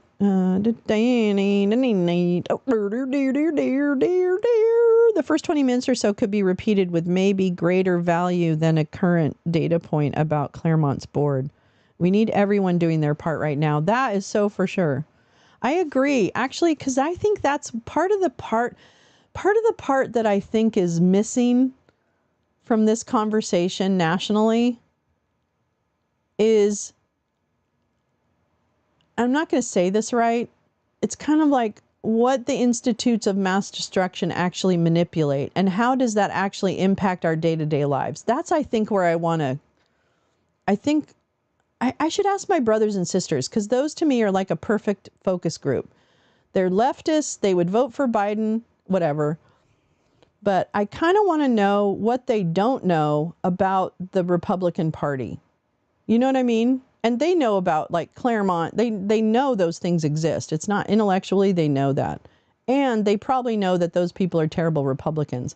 But I think that we as a country, the normies, believe that there is still kind of some protocol and convention and, process that things follow, and they take for granted that there's an entire political machine designed to undermine that very trust. There's such a difference between what the Republican Party is fighting for and what the Democratic Party is fighting for. There is a stark difference. So, I don't know. It's kind of interesting. Let's see. Lori Garrett. I like Lori. In 4 earth-shattering decisions this term, SCOTUS gutted authority from all federal regulatory agencies. These are very radical decisions, essentially overturning all the sentiments of our nation's founders debated in the Federalist Papers. In this thread, I'm going to lay it out. Lori's she's a disease specialist, actually. Sirens going. What? Yeah, sirens are going. All right, hold on. I need some lip gloss. This requires lip gloss. It's so true. Crazy individuals. I don't know. See, here's the thing. And the other thing, and I want to do this today. I won't do it today, but I'm going to do it sometime this week. We need to talk about what we're going to start hearing about in terms of elections. I want people to be prepared with what the messages that are going to come about the election so that we can, as a loud, clear-thinking group, stand up and say, no, you didn't. No, you didn't. No. So my raison d'etre this summer is to make sure people know what they're going to say. What they're going to say. Biden is surrounded by leaders. Trump is surrounded by crooks. Department of Homeland Security, Jay Johnson. Yeah, it's true. It's true. All right, let's read through this. Lori Garrett. Today, with Corner Post v. Federal Reserve, SCOTUS decided that anybody can sue a federal agency over anything with no statute of limitations. Dissenting Justice Jackson. The majority throws caution to the wind and engages in misguided reasoning about statutory limitations periods. Let's see. Is this that's something else? Hello, I'm suing you. I'll come back to that, I think. The far-reaching results of the court's ruling in this case are staggering. In one fell swoop, the court has effectively eliminated any limitations period for APA lawsuits. This means that from this day forward, administrative agencies can be sued in perpetuity. For every final decision that they make. Oh my God, what a fucking mess. In SEC v. Jarksy last week, SCOTUS ruled a federal agency, the SEC, can't decide whether regulations have been violated. Here, equities fraud. That must be adjudicated in the courts. Justice Gorsuch, the court decides a single issue, whether the Securities and Exchange Commission's use of in-house hearings to seek civil penalties violates the Seventh Amendment right to a jury trial. It does. Dissenting, Judith Sotomayor bemoans this court's repeated failure to appreciate that its decisions can threaten the separation of powers. The majority today upends long-standing precedent and the established practice of co-equal partners in our tripartite system of government. Because the court fails to act as neutral umpire when it rewrites established rules in the manner it does today, I respectfully dissent.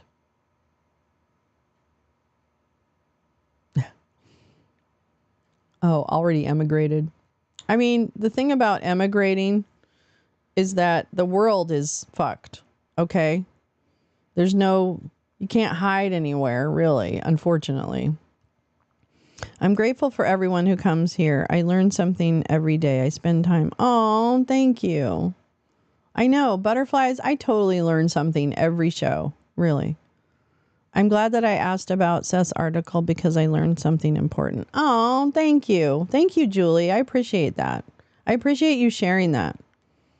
Meanwhile, I'm a weapons of mass destruction guy. That's how I spent most of my career. Oh. Oh, Jim. The power of federal regulators was further diminished by the court's Ohio v. EPA decision, destroying the agency's ability to enforce good neighbor policies that control air pollution blowing from a state that generates the ill wind into a cleaner state by gutting that. Oh my goodness. Justice Barrett dissents. Given the number of companies included in the timelines for review, the court's injunction leaves the large swaths of upwind states free to keep contributing significantly to their downwind neighbors' ozone problems for the next several years. Well, look at her. Look at her. The real shocker with all of government impact is reversal of the 40-year-old doctrine established in Chevron, as the case is called, a landmark suit in which the National Resources Defense Council, an environmental group, sought to push the EPA during the Reagan years to enforce pollution standards, in this case against Chevron. Let me make sure. In a timely manner, based on granting federal agency experts power to interpret law in compelling anti-pollution actions.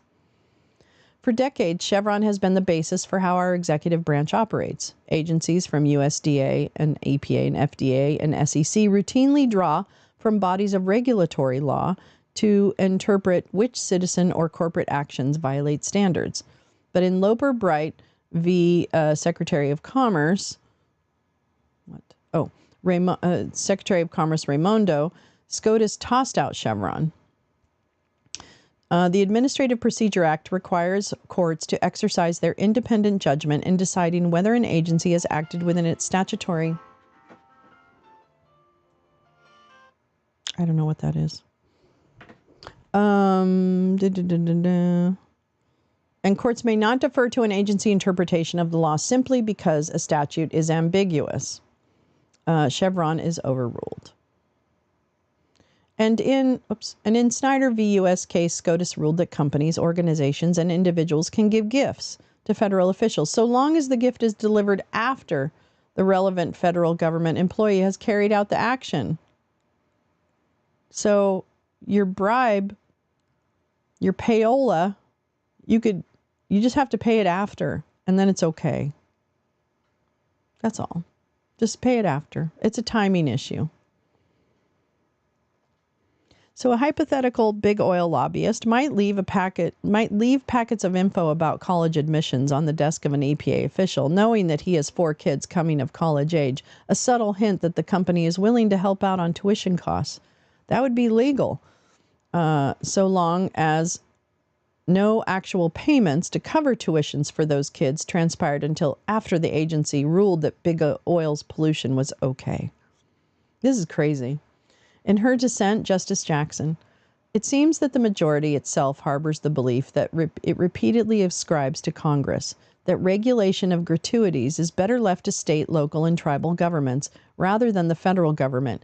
So really, what the SCOTUS is doing,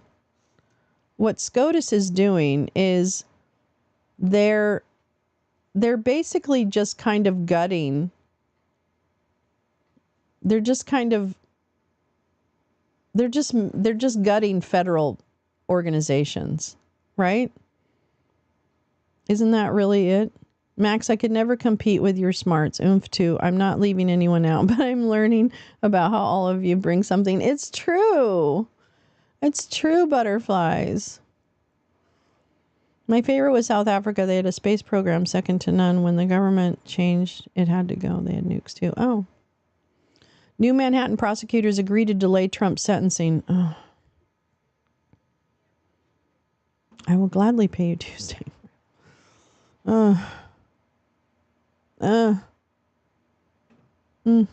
It is a reductio ad absurdum attack on the APA, their real target. Yeah. They're just gutting the law. They're gutting the rules from inside. That's really it. Oh my God.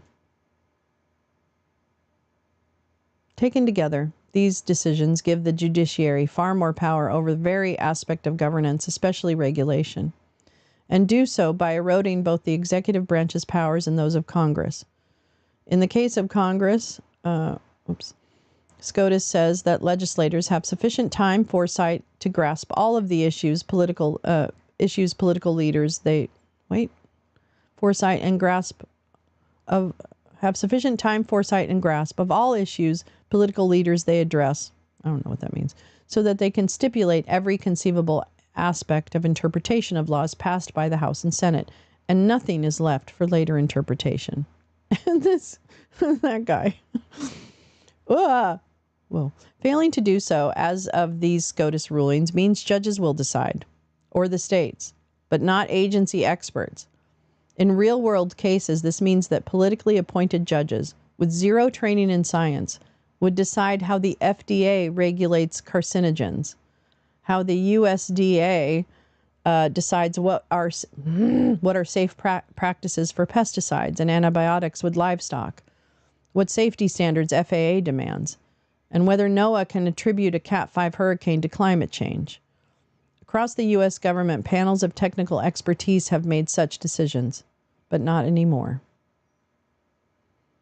The combined impact of these and other Roberts Court rulings is to make it possible for large corporations employing armies of lawyers to block, bribe, or stall regulatory actions executed by the executive branch.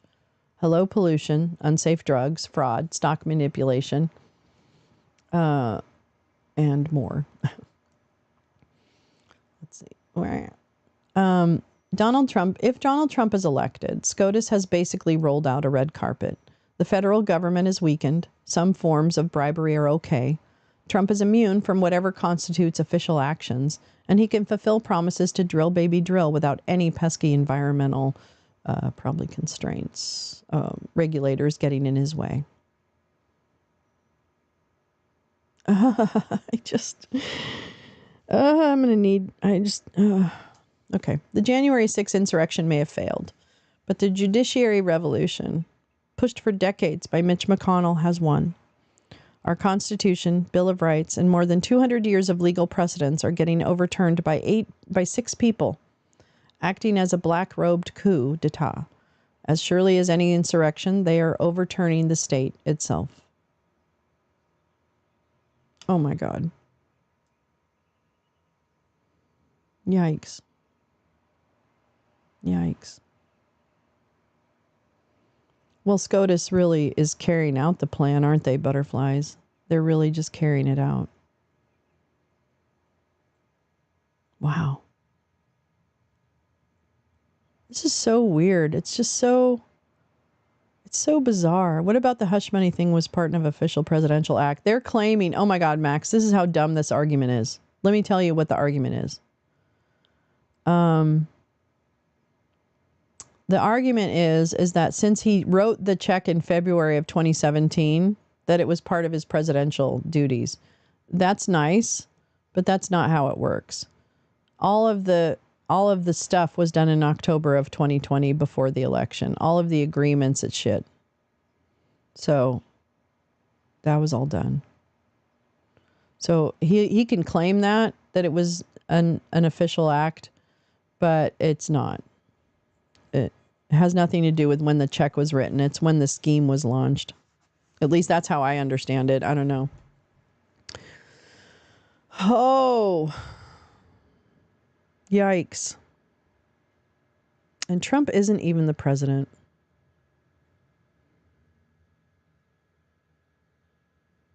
We have to, I think it's time for my emphasis to be on the Supreme Court. Might be.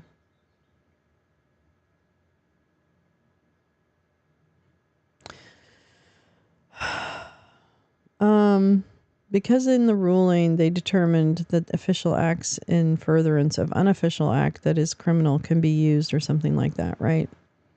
It is absurd, Pepper. I don't even know. I'm kind of speechless. I'm really kind of speechless. I feel very much like I need to hear a lot more input on this ruling. Yeah, they're done for now and there's nothing we can do about them. Yeah. But I think there are things that can be done, and I'm confident. I actually feel like the administration might be working on what is next. I mean, obviously, it is surreal. It was, yeah. It was his personal account from the trust. Oh, and the other thing that someone said in relation to him not being able to make the argument that it was an official act is that he tweeted about it during the time. He tweeted about it. So there's tweets from the time that are evidence of his of the fact that it was an earlier. So they really handicapped investigations by making all docs and testimony.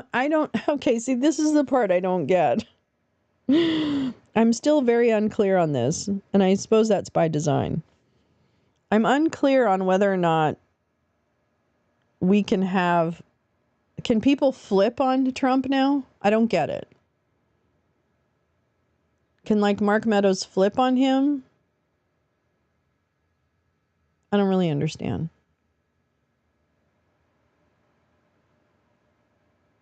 And what does this do, if anything, to the... What does this do, if anything, to the... Oh, fuck. My brain. Wait, this was important. Hold on, let me find it.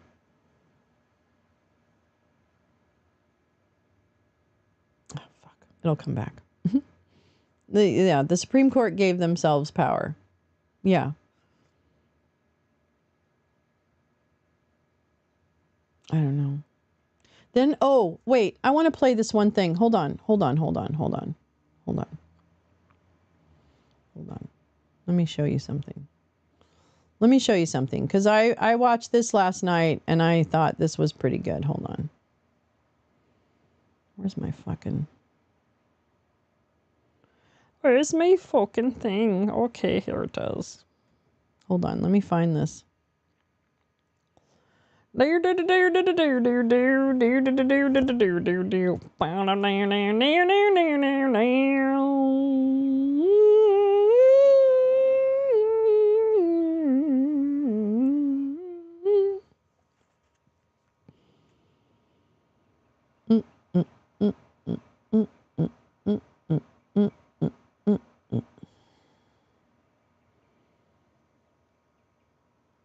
Wait, is he having... No. I saw Scott McAfee was live. Okay, wait, what was I looking for? The Epstein news. Well, yes. Noting a lot of gray areas that the courts will be happy to decide on their own with Calvin Ball values and precedent. First step, read the opinion, then relate it to cases or their issues. Yes. Something I watched last night. Yes. Okay, hold on. Thank you. I'm so dumb. Wait, 5-alarm fire. Trump is...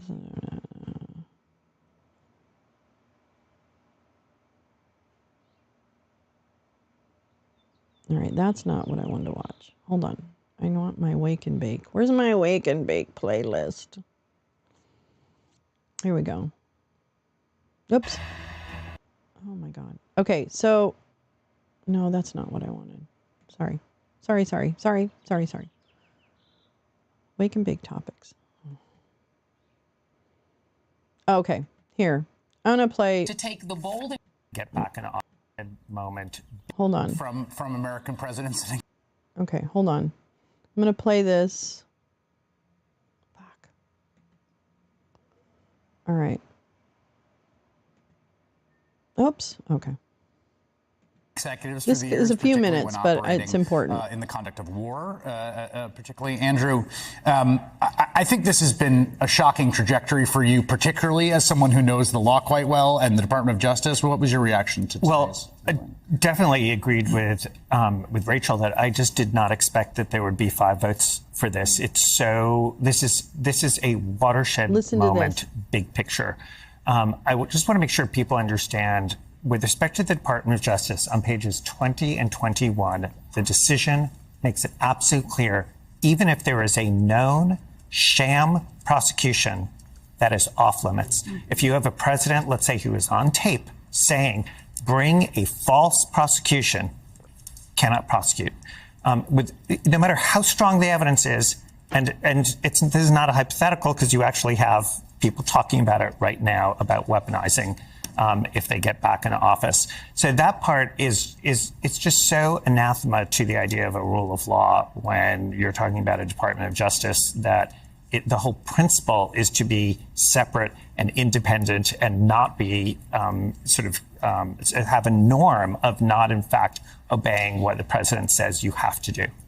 I think the whole piece of this where the legal intersects, actually collides violently with the political, is that in 2016, Trump was, you could go back and say maybe there were other reasons to run. In 2024, that's not the case. The only reason he's running is for retribution. And the only way Trump defines retribution is official. Mm-hmm. He wants to use official acts. Yes, that's right. And so for he doesn't Trump, want private retribution. forget about the league, right. Forget about us. Forget about the free press's analysis of something that the justices actually wrote down and put in writing, which is that we do now have a king.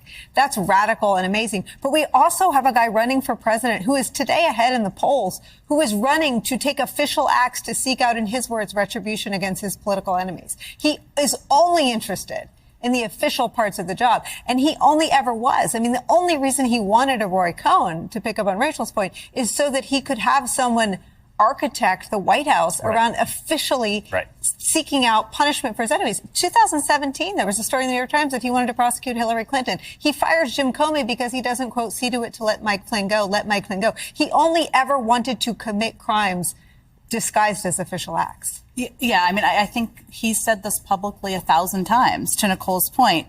And I was reading today, if anybody's following along, on the lovely Project 2025 plan on page 560. This is the first line of that part. The next conservative administration should embrace the Constitution and understand the obligation of the executive branch to use its independent resources and authorities to restrain the excesses of both the legislative and judicial branches. This is the plan that Steve Bannon has been holding up in his recent interviews, before he went to jail today, of course, to say this is what we're going to do. And the justices, what they did today is basically, I mean, I worked for two presidents, Nicole worked for a president. You haven't needed this immunity in the past. There have been bad things that have happened under presidents. But like they've but they've done the bad things even without. They've done the bad things even without. Nobody's walking around waiting for the immunity. The presidents I worked for didn't look for the immunity. And now you have the person. So you're asking the American public, to Rachel's point, to vote for people and trust the presidents they elect will have the morality and the benevolence to not abuse. That's essentially what they're doing. Kyle Cheney. So very bad news for Donald Trump in this decision today, and for candidate Trump, very, very bad. Hold on, puppy. Is that Mike Pence is going to walk into a federal courtroom, raise his right hand, take an oath to tell the truth, and testify against Donald Trump in this case in September. It's going to happen much faster. You're saying it's an evidentiary hearing. Absolutely. So what this is we've created an absolute immunity on one paragraph of the indictment, applying to exactly one paragraph of the indictment. All of the rest of the indictment goes back to Judge Chutkan's courtroom, and she schedules this. This Supreme Court has ordered her to have a hearing about the evidence in the case to determine whether the act in question is an official act, whether it might have some kind of protection or not. And that's for everything in the case except for one conversation that he had with the acting attorney general. The Department of Justice. So what you're looking at here is basically there'll be some briefs on each side, and then the judge will schedule a day and say, okay, we start today. Mr. Smith, who's your first witness? And it's exactly like a prosecution. And for what Jack Smith's going to have to do, and sometimes in pretrial evidentiary stuff, prosecutors don't want to turn over all their cards. He's going to have to turn over every single one of them, because the Supreme Court has said to him, in effect, we need to see every single one of your cards. So every witness he has, he's going to bring into that courtroom. They're all going to be under oath, and the defense is going to be able to cross-examine them. The defense probably won't bring in any witnesses at all. But you're going to see this incredible January 6th hearing on steroids, possibly for 6-8 weeks, September, October, maybe. quickly, Andrew, do you think that's going to happen? Yeah, I'd always thought the sort of silver lining, but it's a small one because the big picture here is this decision is horrendous for American democracy. But Lawrence is right. There is going to be a hearing, and the Supreme Court has actually said there has to be. So, and obviously there's going to be a lot of fighting about the timing of it, but Judge Chutkan does not have to wait the 81 days that she said she would wait for the trial. This is a hearing. Teresa. So she can have briefing and she can set up a hearing with witnesses are called. Joy, just before we go to break, there's also to your point earlier about the sort of clarity of this really or the stakes. That's what I wanted to hear. Sorry, Joy. I love you so much, but I didn't want to hear your part. Your part I totally love and agree with. I love Joy. Let's see. Here we go. Rudy Tooty, don't be sad. Okay, I have to walk my dog. So do you mind waiting for a second while I walk my dog? Hold on. Oh, really? Miles Taylor? I'm actually listening to his book right now on Audible, but I keep falling asleep because it's bedtime. Okay, I'm going to be right back because I got to walk my dog. I feel bad. I don't want him to get all weirded out. Okay, so hold on. And we're going to, oops. Hold on. I'll BRB. I know. I know this is terrible, but I really want to read some of this stuff, but I need to pay attention to my dog because he deserves better. He can't let himself out. So where's my camera? Where's my camera? Oh, there it is. Beep. Oh, bitch. Come on. Okay, I'll BRB. You can put on I'll put on the leaded clip. Yep, that's what I'll do. Hold on. I'm going to do it. I'm going to do it. I'm going to do it. I'm going to do it. I'm going to do it. Judge, I don't know if you'll be 3 minutes. pleased or displeased that I say this, but on the day that we learned that the Supreme Court would hear immunity, you were at this table. It was my second day back from leave. I wonder what it'll and you go to basically laid out exactly how this would play out, including the timing and day that they would issue this decision and how they would decide. I'm curious about how you knew that would be the case, but I'm more interested in your views on what the practical consequences are should Trump return to power. Thank you, Nicole, for having me with you this afternoon. As you said, this is indeed an historic day in constitutional history, as well as for the nation. Today's decision represents what I have called, as you know, the unsouling of America. America's democracy and rule of law are this country's heart and soul. Our democracy and the rule of law are what have made America the envy of the world and the beacon of freedom to the world for almost 250 years now. Today, the Supreme Court cut that heart and soul out of America, holding that the former president is immune from prosecution for any of his actions in and around January 6th, taken in his so-called official capacity as President of the United States. No longer can it be said that in America, no man is above the law.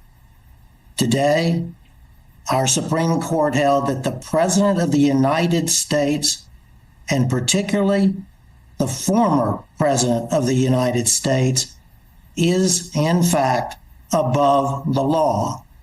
Nicole, before today, no one has ever even thought that a president would be absolutely immune from prosecution from crimes he committed against the United States of America while in office. And that is all the court had to say to decide this case today. Instead, the court decided for all times, purportedly, that a president is absolutely immune from prosecution for any and all crimes he commits in his official capacity while in office. This is a shocking decision from our Supreme Court. There is no support whatsoever in the Constitution or even in the Supreme Court's precedents for the past 200 years for this reprehensible decision by the Supreme Court. Needless to say, the decision is irreconcilable with America's democracy, the Constitution, and the rule of law. Hey there, MSNBC fans. I'm Luke Russert, and be sure to join me, Rachel Maddow, Jen Psaki, Lawrence O'Donnell, Steve Kornacki, Joy Reid, and many more September 7th in Brooklyn, MSNBC Live Democracy 2024. Click on the link for ticket information. We will see you there.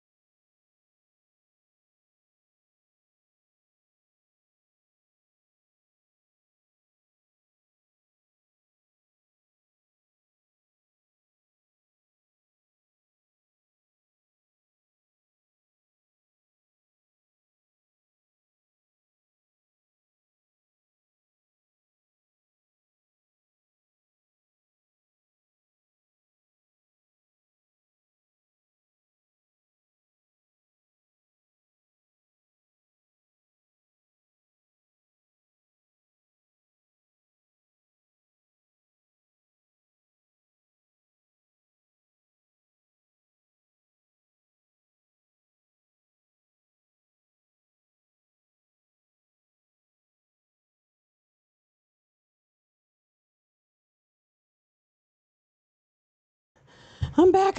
I know. Oh my God, hold on. I'm a-coming back.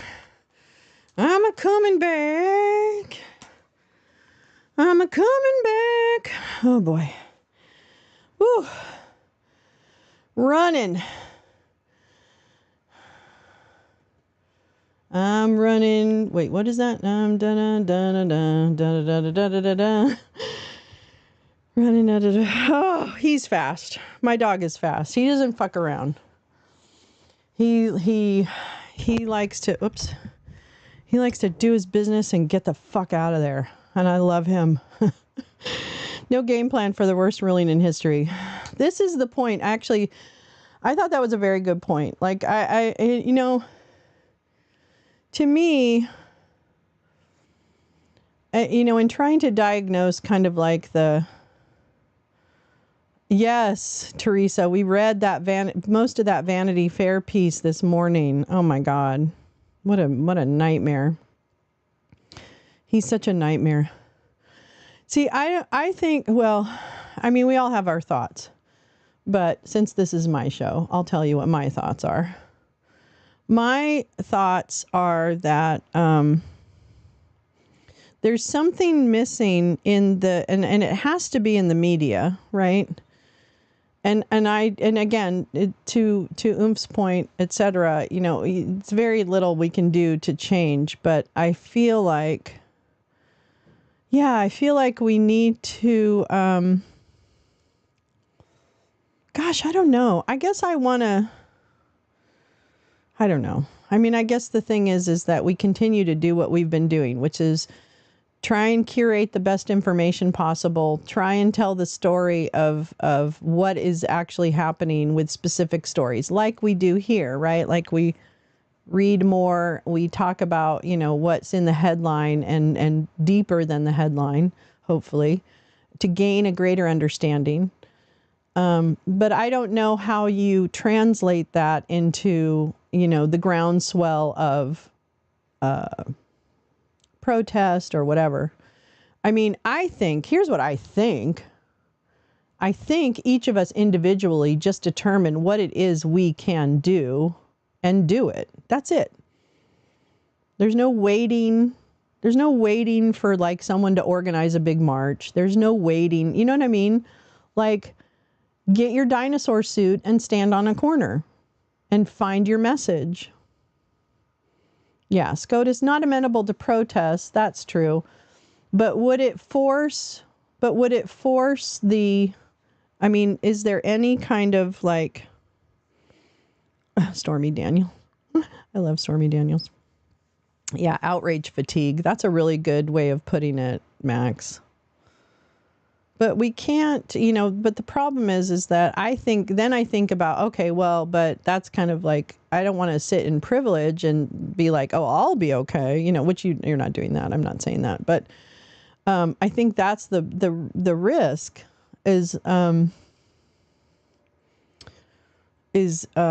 people who stay, that there will be people out there who are normies who will just stay home because they don't want to vote for the old guy, right? Or whatever, which is fucking ridiculous. Filler. Oh, yeah. Let's do some filler. I like it. Oh, yes. Yes. I love this. Hook, chilling doom. Wait, where can I play it? Wait, can I play it?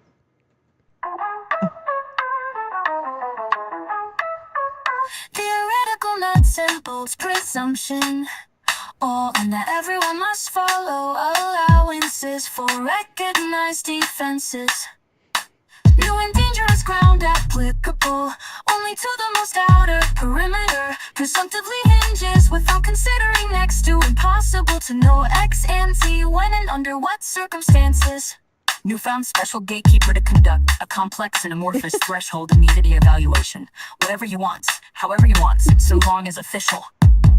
Thus abandonment, the model unilaterally altered the balance of power, undermines the constraints of the law as a deterrent, the only supreme power. Every man is only bound to submit to that supremacy, significantly more powerful. Whatever additional power it gives, double guidance about how to apply to distinguish manifestly or palpably beyond authority. Who will be responsible to ask the question is to know the answer. The indispensable player in all future, no such caution or humility. Could it believe dangers offset by great benefits, bold and unhesitating, vigorous and energetic, more vigor and less deliberation invites breathtaking risk. Cold comfort, there is still a manifest iniquity, both arbitrary and capricious, underscores rather than undermines the grim stakes. The seeds of absolute power have been planted. The risks are intolerable, unwarranted, and plainly antithetical to bedrock constitutional norms.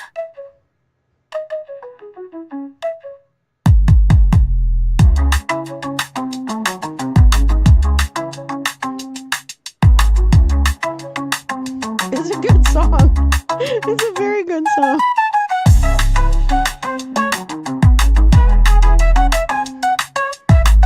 Robots are so interesting.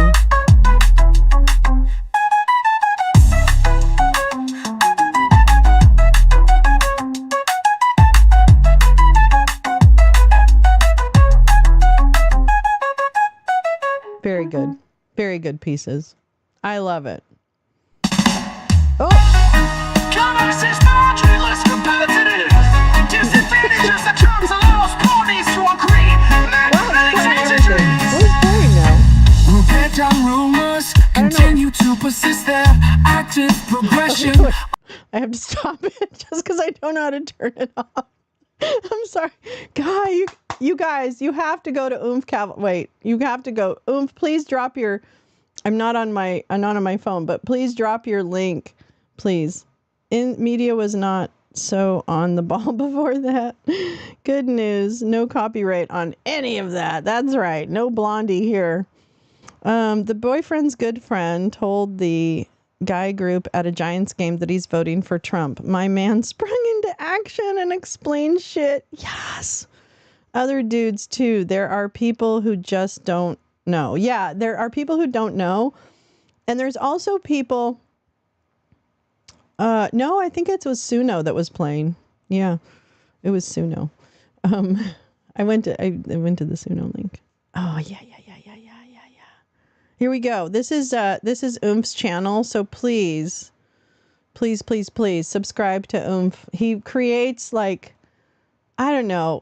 We do music together, and then he creates music on his own, and it's really creative. And it's the messaging, I don't know. It's so good. It's so good. Yeah, anyone can understand No Kings. So please subscribe to Oomph. Like, share, and subscribe. Don't cash app him, hoes. He doesn't want your cash apps. They were also surprised none of them had heard from him. Wait, Julie, what did you say?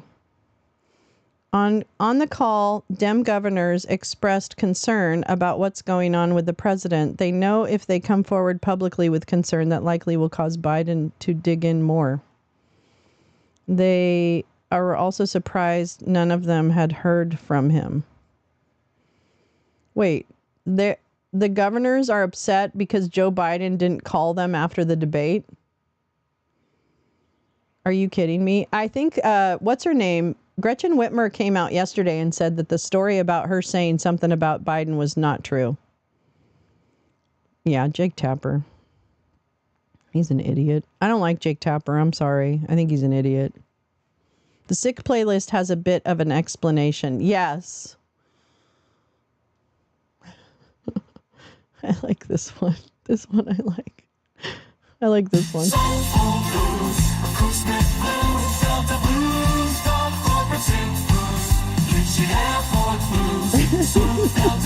I can definitely get down to this one. Funky Fender Rhodes, tools, lacrimos, Hammond, B-Tree, jazz organ so hot it is melted. Does he need their votes? How many Democrats? Finale hip-hop ensemble, not from Broadway hit. Inspirational Broadway hit. Moving great beats, nerdy song right after Cuban drums. Jazz female vocalist, drum and bass. Hot jazz female vocalist. Contemporary pop reggae. Okay, I'm sorry. I'll stop. But please, you have to, because you'll just have moments of joy and discover new genres of music, because Oomph knows a lot about musicology and kind of genres and stuff, and so it's really good. It's very good. I love art. You know how I love art. Surrealism. I love surrealism. I love taking common daily occurrences like speeches and things like that and creating art out of them. It's like taking pictures that the chuds give you and they're art. You know what I mean? Like, art is everywhere. So I don't know. I just think it's nice. Yeah, well, Democratic governors, I mean, here's the thing. Oh my God. Let's make a pact. You and I make a pact right now. We're not going to overreact to anything that comes out. Because between now and November 5th, and probably after that, but let's just deal with November 5th. Between now and November 5th, your ears, your soul, your mind, your eyes will be assaulted multiple times per day with crap. So please, let's resist the urge to respond and react other than taking it in and taking action steps to avoid the abyss. Let's do that. We keep saying that. We keep saying art is everywhere? Art is everywhere. I really do believe that.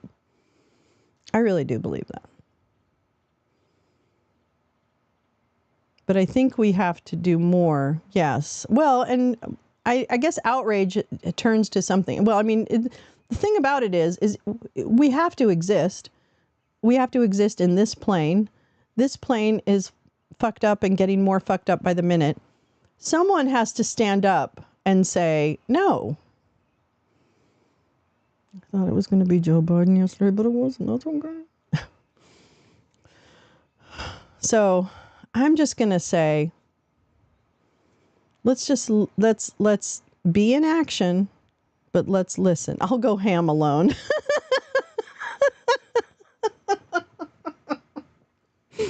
Jen's like, fine, I'll just go ham over here by myself. Don't do it. Anyway, it's going to be okay. It is going to be okay. I don't know how, but it's going to be okay. I'm trying to come up with something just to kind of move the curve up a little bit. So 5GW was talking about fighting back against people like Jake Tapper. The way to do it is knocking on doors. I live in East Bumfuck, Maine, and bump stocks are legal. Yeah. Speaks about safety. Yeah, I think that it is about fighting back against, and really it comes down to fighting back means like you're doing, Julie, like you're canvassing, you're in action to create something better. And so worthwhile to cultivate psycho-emotional resilience. Oh, yeah. No, you're really? I think you're pretty good at that, actually. I think you're pretty good at that. But yes, we should consider what we post 100%. Yeah, I think, and the thing about it is I actually think it's okay to have like all the naysayer stuff and all that stuff come out. It's about how people respond to it. And my disappointment in having people naysay is that that's not productive. Ham. Oh, yeah. Thanks, Jen. He didn't get out of the cock-a-doodie car. Oh, I forgot about that. But you don't see me breaking things and being cruel to my family. That's true. That's true.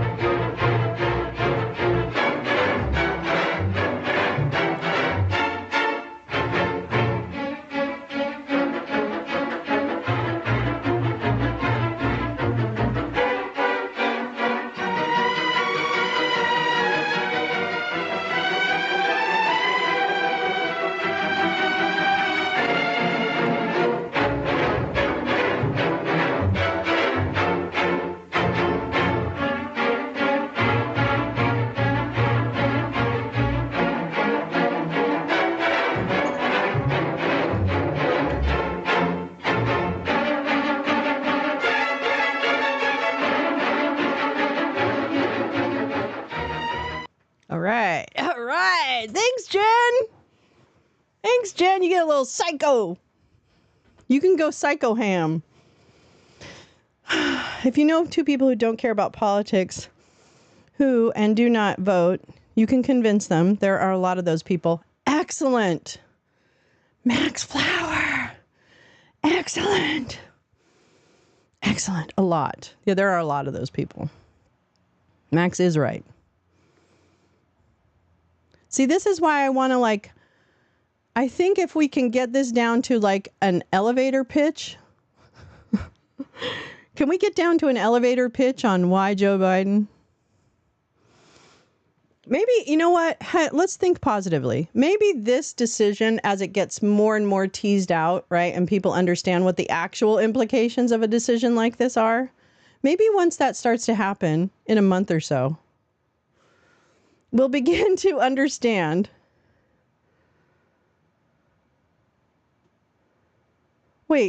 Tapper suggested Biden do a 2-hour press conference and take questions. Tapper should...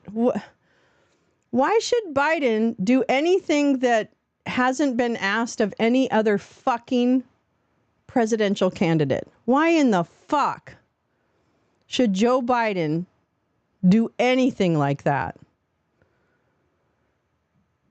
Have you not paid attention to what his legislative gains have been? I'm sorry. He made a deal with Lankford to do a bill to address border concerns that the other side had. They set him up and knocked him down. So there's no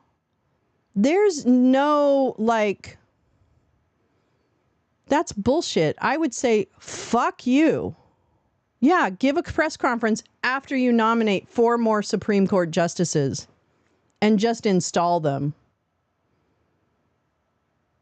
My husband is full-blown MAGA. I've been throwing facts at him since 2016. I just want you all to know that about me. Oh, Julie, I'm sorry. I know. I'm so sorry. I don't know if it's facts. Like, if you think about someone like your husband or, other MAGA people that we may know in our lives, they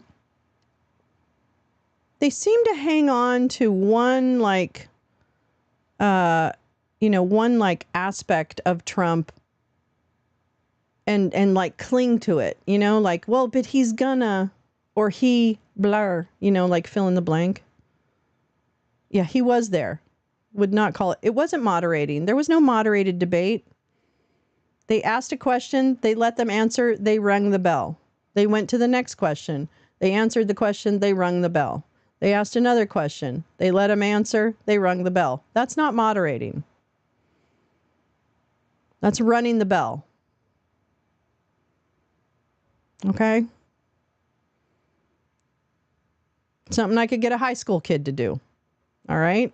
I don't need Jake Tapper moderating. I could have a high school student manage the buzzer.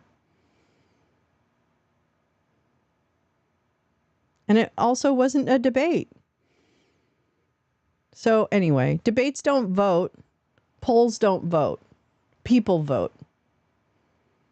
So I guess if I was trying to convince anyone, MAGA, that they shouldn't vote for him, I don't, it's so obvious to me why not voting for him is the right thing. I don't understand. He thinks Clarence Thomas is the best, and 80% of people wanted Roe overturned. Wow, that's so interesting. Well, I mean, Julie, that's the thing. People have their beliefs, and we can still love them, right? I don't decide I love people based on their political beliefs. I mean, I sometimes their political beliefs translate into unkind worldviews. So I have a problem with worldviews like that. But has he asked any women? Yeah, I don't know.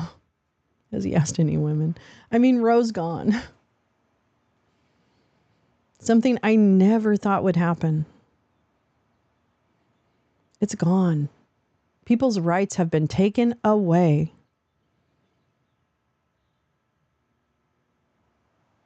And it's because when Ruth Bader Ginsburg died, what Mitch McConnell said, oh, I'm never going to put someone up, he shoved it within a week of the election or something.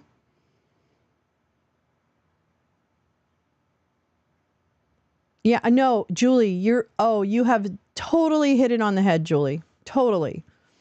They know who he is, what he does. They know who he is. They know all this stuff about him, right? So the MAGA are not someone I think we can ever reach. It is. I'm worried about the people who have bought the bullshit about Joe, so they're not going to vote, or they're going to vote for Trump. I'm more worried about people staying home. I'm more worried about people staying home than I am. Yeah, it did start with Fox News. Well, see, when your politicians and your media, and there's a large group of them, are telling you and reinforcing your views about other people or whatever it is, whatever your pet issue is, if you have a bunch of people that are like media, politicians, and celebrities or whatever your influences are, right? If you have them in unison telling you Trump didn't lose the election, it was stolen. If you have massive numbers of people telling you as a voter, right? If you have that constantly as your media consumption, media literacy, then undoubtedly it doesn't matter what I say or Julie says or Oomph says or Gal says or Max says. It doesn't matter. Because they don't share the same worldview that we do. I turned my Fox News mom around by expanding her media diet after her husband died. She switched to Democrat and voted for Sanders. It's doable. I still remember Anita Hill's testimony against Clarence Thomas, too. He's a piece of shit. He's a piece of shit. Yeah, you understand why he believes, yeah. Yeah, and so I hear you, Julie. I hear you. They think it's okay. They don't see it in the same, they don't see it as bad. And Julie, I wonder too what your thoughts are about, when we, for example, when we read Rachel Maddow's book, Prequel, which talked about the 30s in America, where the rise of Nazi sympathizers and Nazis in America was a challenge to democracy, right?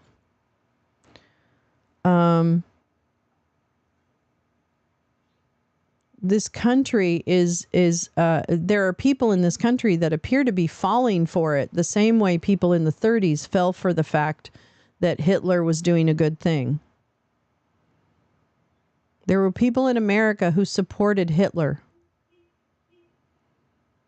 And for some reason, we don't think of the same equivalent by looking at this particular arm of the Republican Party. So, I was saved by Jen Selko's brainwashing of my dad.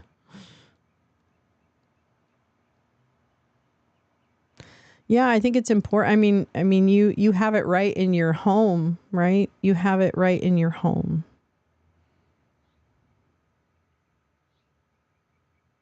Should have been dodging Coke cans ever since. What's that, Badger?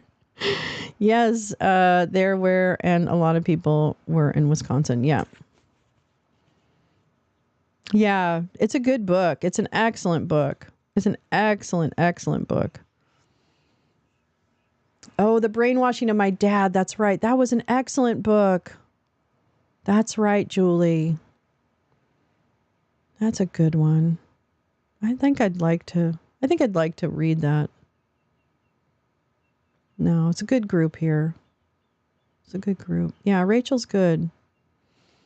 Oh, he laughed at you. Warning, awful things said in clip by propagandist. Okay, let's watch this terrible John Oliver clip with propagandist, but let's remember why this is important, and obviously this group knows that. But there are some haters that watch my show, so for the haters that are watching my show, I hope that you learn something that is helpful. All right, here we go. 5GW sharing 2016 called It Wants Its Drama Back. And now, a summary of Roger Ailes' contribution to our political discourse. We'd like to be premier journalists. We'd like to restore objectivity where we find it lacking. We just expect to do fine, balanced journalism. Iraq is the first domino, and the legal basis for removing Saddam is there. The image we have of poor people as starving and living in squalor really is not accurate. Many of them have things. What they lack is the richness of spirit. Santa is what he is, and just so you know, Santa just is white. Not all Muslims are terrorists, but all terrorists are Muslim. Barack Obama, raised as a Muslim, this is huge. What do you think about this? Wednesdays are big days at Hooters, right? Huge days at Hooters. It's Wednesday, which means it's Wings Day. And here comes Brian, and there he's going down. Brian's going down. Brian, oh, Geraldo. Fox News contributor Newt Gingrich. Fox News contributor Karl Rove. Fox News contributor Sarah Palin. And Fox News contributor Mark Furman. Reverend Jeremiah Wright. The Saul Alinsky Playbook. The War on Christmas. Chick-fil-A. Chinaman. Solyndra. PC Police. Anti-white bias. The gay agenda. Nanny state. Long-form birth certificate. Apology tour. Benghazi. New Black Panther Party. Barack Hussein Obama. Ground Zero Mosque. Class warfare. Terrorist fist jab. That is an obscene lie. That is an absolute misrepresentation. No, don't filibuster. No, Tavis. It's a cheap political. No, it isn't. And you know this is justice. This has nothing to do with want anarchy. That is my point. He's going nowhere. You're playing the Obama hater game. I just love my country. and I'm feared for it.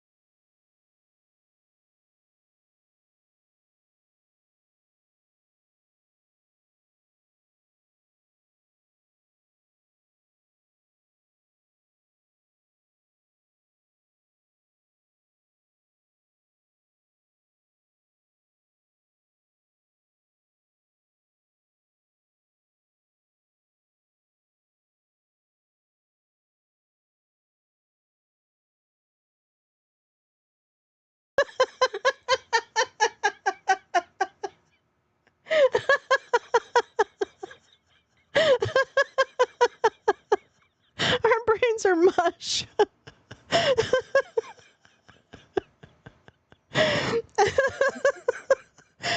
sorry.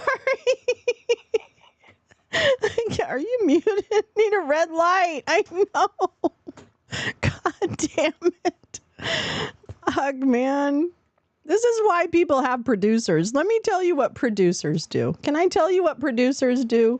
They handle your board. And they turn on your mic when you start talking. I need to just create some imaginary friends. I'm going to create some imaginary friends that are my producers. So, and they might have to be fired because they might do things like that where they forget to tell me that we're live. I'm sorry. Oh my God. Well, that was insane. We need another one. We need an updated one of those. I'm not a good editor, or otherwise I'd try. But we need another one of those. Jesus Christ. Please, people. Please. Please. I'm sorry. Oh my God. At this point, we don't inhabit a shared reality. It's true. That's a good point, Max. Oh my God. Roger Ailes. Oh, that's funny. That's funny. That's funny. Where the insiders pissed? Where the fuck are the feds and countermeasures? Why are Pozo, Benz, and Murdoch doxing and undermining American agencies for Putin, comparing Milosevic and Ukraine to January 6th? Pejoratively. I mean, I think you could make the argument that these type of regime change operations may have had some, moral rectitude to them in the era before they were literally used against U.S. citizens, and now we're no different than anybody else. You can't really argue this is for U.S. interest if they're going to do this to someone like Donald Trump the moment that he's also deemed a threat to democracy, just like, Yanukovych was or whatnot. So, but there was no violent crime there in Ukraine that was happening that necessitated this. It wasn't like they weren't even making the same arguments they're making against Gaddafi or Slobodan Milosevic. Pejoratively, I mean, I think you could make the argument that these type of regime change operations may have had some moral rectitude to them in the era before they were literally used against U.S. citizens, and now we're no different than anybody else. You can't really argue this is for U.S. interest if they're going to do this to someone like Donald Trump the moment that he's also deemed a threat to democracy. I'm sorry. You were repeating yourself. I apologize. Wait, let me catch up. I just got a DM from a girl in China named Sexual Chocolate. Ew. That just seems like messy. Like there's some melting, there's some sticky. It's not fun sticky. You know what I mean? I don't think so. I don't have a 2004 convention mashup. The one where no, that's not the locker up one. Jim, is she coming to America? Biden needs to do something equivalent to fireside chats. They need more exposure on the internet. I agree. And he needs he needs more funny. He needs more funny. Oh my God. Have you seen that Keith Olbermann, Eric Prince piece? It explains. No. Yeah, I want to see it. Oh my God. Yeah, we need fireside chats. Or we need something funny. help us laugh and understand what's happening. Here we go. For the last 3 nights, we have been quoting the sworn declaration of a former executive for Z, XE, a company formerly called Blackwater, in which that executive describes a nearly global enterprise shot through with criminality, arms dealing, fraud, tax evasion, child prostitution, he has a porn murder, stash now. all of which Z denies, even in cases where its employees have already pleaded guilty. One motive for all this, the 4-year executive claims, was greed. Tonight, in our third story, the other motive was God. Jeremy Scahill, who first broke this story for The Nation magazine, wrote the definitive book on Blackwater in which he details some of the theocratic connections of founder Eric Prince. This is an old former Blackwater executive, known only as John Doe No. 2, claims that Prince did more than subscribe to a fundamentalist Christian ideology. He used Z to advance it. Quote, Mr. Prince is motivated to engage in misconduct by 2 factors. First, he views himself as a Christian crusader, tasked with eliminating Muslims and the Islamic faith from the globe. To that end, Mr. Prince intentionally deployed to Iraq certain men who shared his vision of Christian supremacy, knowing and wanting these men to take every available opportunity to murder Iraqis. Many of these men used call signs based on the Knights of the Templar, the warriors who fought the Crusades. As a young man, Eric Prince was an intern for the first President Bush and for the Family Research Council, the right-wing religious organization his father helped to start. He later complained about his White House internship. Quote, I saw a lot of things I did not agree with. Homosexual groups being invited in, the budget agreement, the Clean Air Act.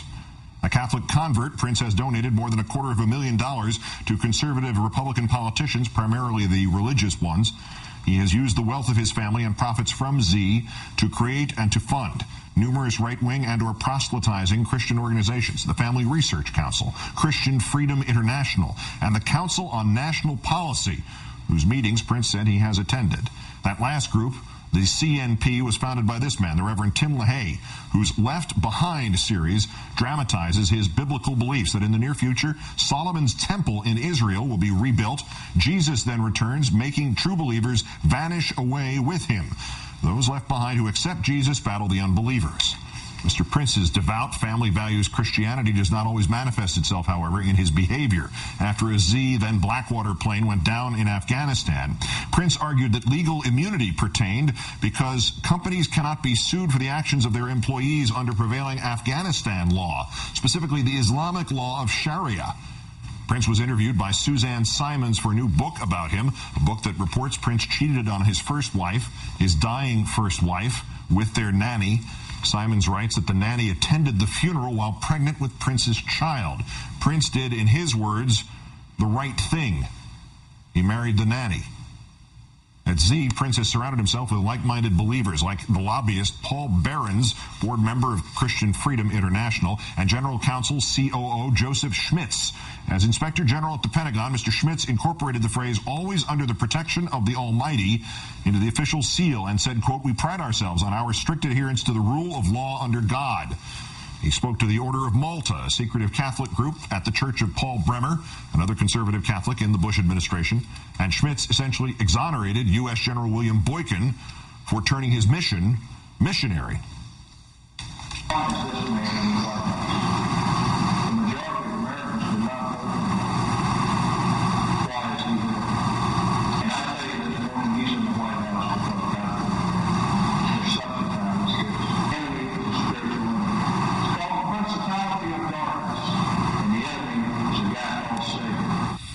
After even Republicans slammed Schmitz for shielding the White House from congressional scrutiny of Pentagon purchasing, Schmitz resigned and went to Blackwater. Schmitz not only spoke to the Order of Malta, he is a member. Scahill reports the order is, quote, a Christian militia formed in the 11th century before the First Crusades with the mission of defending territories that the Crusaders had conquered from the Muslims, territories familiar to theocratic minds. This crusade, this war on terrorism is going to take a while. The Pentagon put Bible verses on its reports for Mr. Bush. Some of his soldiers spoke openly about distributing Bibles in Iraq and Afghanistan, spreading the word. Eric Prince once described Z employees this way, quote, everybody carries guns just like Jeremiah rebuilding the temple in Israel, a sword in one hand, a trowel in the other. The temple that must be rebuilt for Jesus to return. Bush officials helped Prince advance his vision. State Department Inspector General Alvin Krongard killed a probe into Z's weapons smuggling, then denied to Congress that his brother was on Z's advisory board. I specifically asked him. I do not believe it is true that he is a member of the advisory board. During the break, I did contact my brother. I reached him at home. He is not at the hotel, but I learned that he had been at the advisory board meeting yesterday. I had not been aware of that, and I want to state on the record right now that I hereby recuse myself from any matters having to do with Blackwater. Coalition Chief Paul Bremer, another Council for National Policy veteran, once said, "I cannot succeed in this mission without the help of God." But he also needed Blackwater. It gave Prince his first big contract in Iraq. Bremer later wrote the Bremer Order, granting contractors in Iraq total legal immunity, and Z would need it. Quoting John Doe number 2's sworn declaration, Mr. Prince operated his companies in a manner that encouraged and rewarded the destruction of Iraqi life. For example, Mr. Prince's executives would openly speak about going over to lay Hajis out on cardboard. Going to Iraq to shoot and kill Iraqis was viewed as a sport or a game. A man whom Z called a disgruntled former employee put it this way. Troubling when a group of Americans who are supposedly there to help in the rebuilding of a country consider those people to be less than they are, less human than they are. But is there any evidence that these attitudes reached the battlefield? We've told you that Prince sent his men illegal ammo engineered to detonate on contact with human flesh. Out of 3 State Department security contractors, Z fired first in its shootouts, more than any other, firing first or being the only side to fire in 84% of shooting incidents.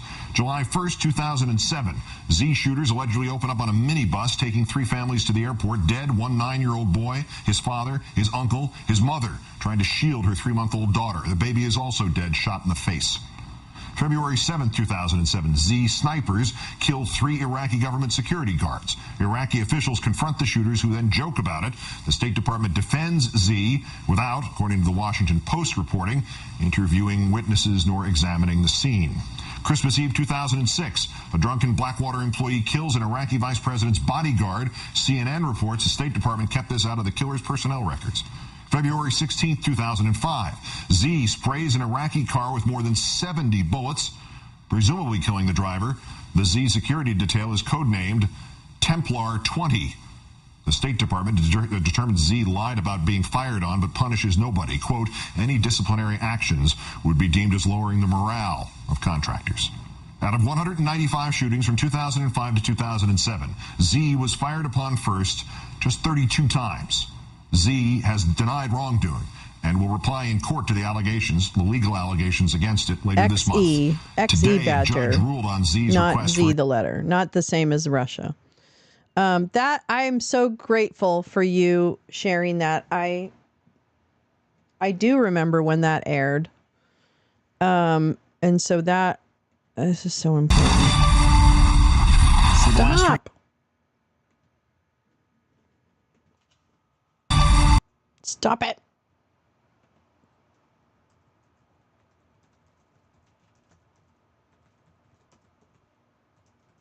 Is it K or C? I never know. I think it's K. I want to find the other. And in the end, it's your money.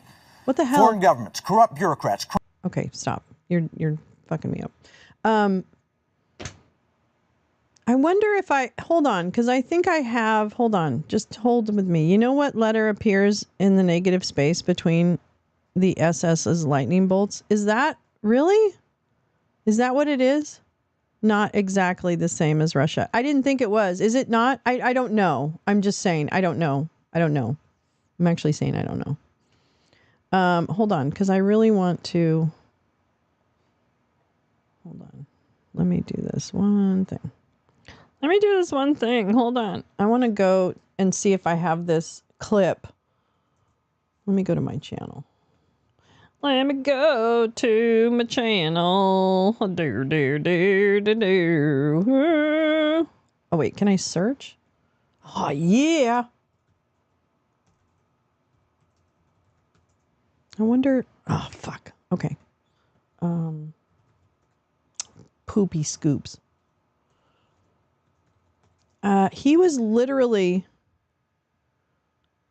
No, that's not it. Fuck. So Eric Prince has been out front a lot, right? And Eric Prince is really getting a lot more up front and center these days. And I think what's interesting is that, hold on. What's interesting is why? Why is Eric Prince so front and center these days? I don't have the answer. I'm not like, oh, I'll tell you why. Ha ha.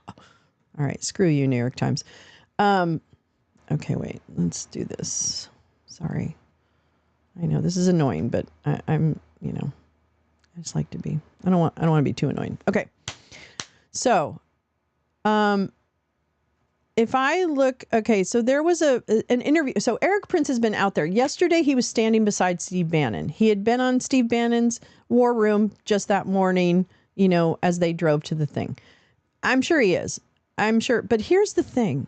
Oh, there's so much in my brain right now. Okay, because I've been watching a couple of things with Palmer Luckey and his military contracts, that with the U.S. military, Palmer Luckey, drones, etc. Eric Prince and his current contracts with the U.S. government and has had, the Z was not the end of it. They didn't get in trouble. Trump pardoned Blackwater employees for the murders that they committed. Do you remember that?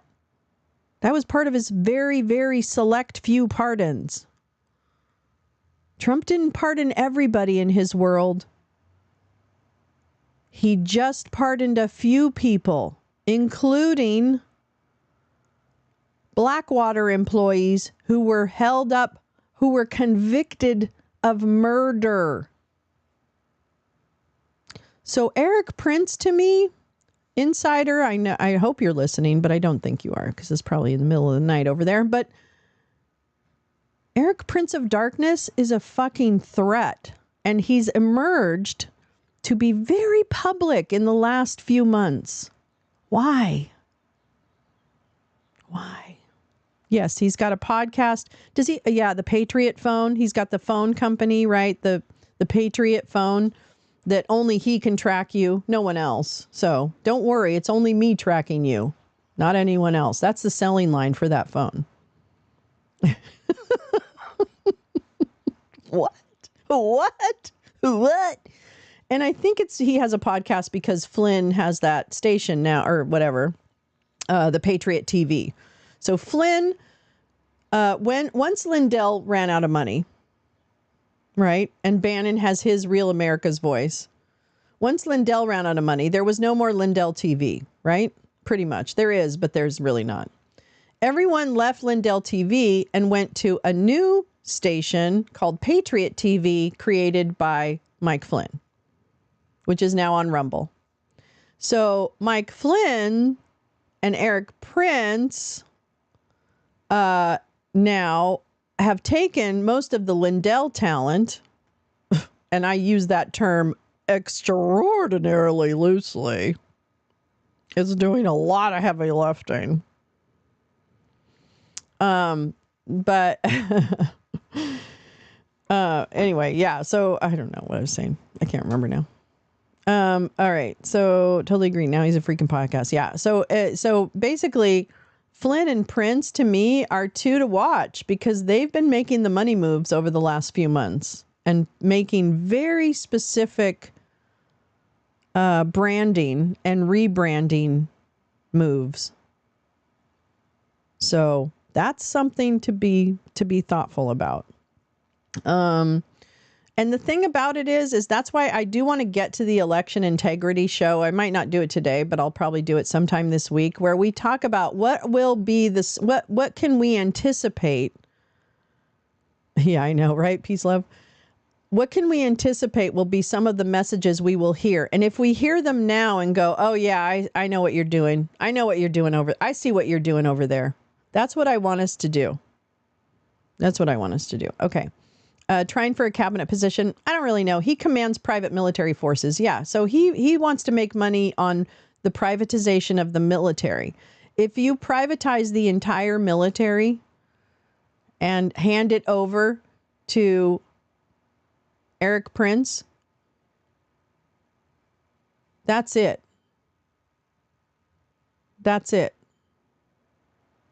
I know we knew that in 2020. Why do the orcas target yachts?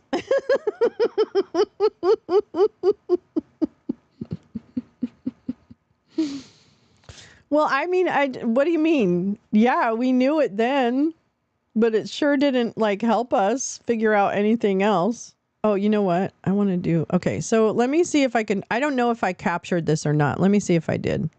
Hold on. Let me just see if I did. I might have. Oh, you know what? I think it's in. Oh, shit balls. Department of Homeland Security. I think it's in my clip. I think it's in my clips. Where's my clips? This is probably going to be embarrassing. My clips are probably. Wait, what? I did too create clips. What? Huh? That's weird. Okay, fine. All right. Well, anyway, the point is, Eric Prince has been doing a lot. I have a space, Lolo Insider. We'll talk. Yeah. Yes. I know. Hi, Eric's PTSD, I think is what you mean. Oh, Julie, Gal dropped a link for you on the Taliban. Is that what you were talking about? Yeah. Hey, Insider, there you go. It's your time to shine, babe. Eric Prince on the menu. I'm glad you're watching. I never know if you're watching or not. Yeah, we should have a space about that. There's a couple things I want to have a space about. I mean, now here's the thing, Insider. I love you. You know I love you. But sometimes you are definitely, you kind of get enthusiastic in your description. And I just want to make sure that we're all protected legally from any defamation cases. Because your ass is sitting all the way over in London and no one's going to sue you. They're going to sue us. So if we can have an agreement that you'll take a cue to slow down on the, the bombast. Yes, Eric Prince's family owned Amway. Yep, DeVos. Betsy DeVos. Well, she wasn't DeVos. I guess she was Prince or whatever. But I want Eric to sue you. Well, that's great. You may get your wish someday. But I would like to make the target on my back just a bit smaller. But I'm glad you're here and I'm glad you're going to get it. Do it in print. There you go. That's right. Do it in print. Oh my goodness gracious. All right, my friends. It's been 3 hours. I think I'm going to go ahead and wrap it. I know you got the receipts. Trust and believe. Eric's PTSD has the receipts on Eric Prince. That's for sure. And then some. And he's got some stories to boot. If anybody has interest in seeing Eric Prince exposed for the criminal that he is, it's Insider, because he's seen friends killed by Eric Prince's operatives. And so quite seriously, Insider has a very personal stake in talking about Eric Prince. We kid him about it because he becomes very animated about Eric Prince, but it is also something that we have great respect for him as an expert in, and knows the Middle East conflicts, and was a documentarian on the ground there and experienced this corruption, violence firsthand. So with all the joking aside, we have great respect and love for our friend Insider, who does have the receipts. Just think of all the discovery we could get, Lolo, if you got sued. Take one for the team. Take one for the team. Peace, love, I might consider that. I might consider that. Hi, Jim. The DeVos family is connected to Amway. Yeah, Prince's are automotive. Sold Prince Machine in 1997 for $1.35 billion. Thank you, Lee.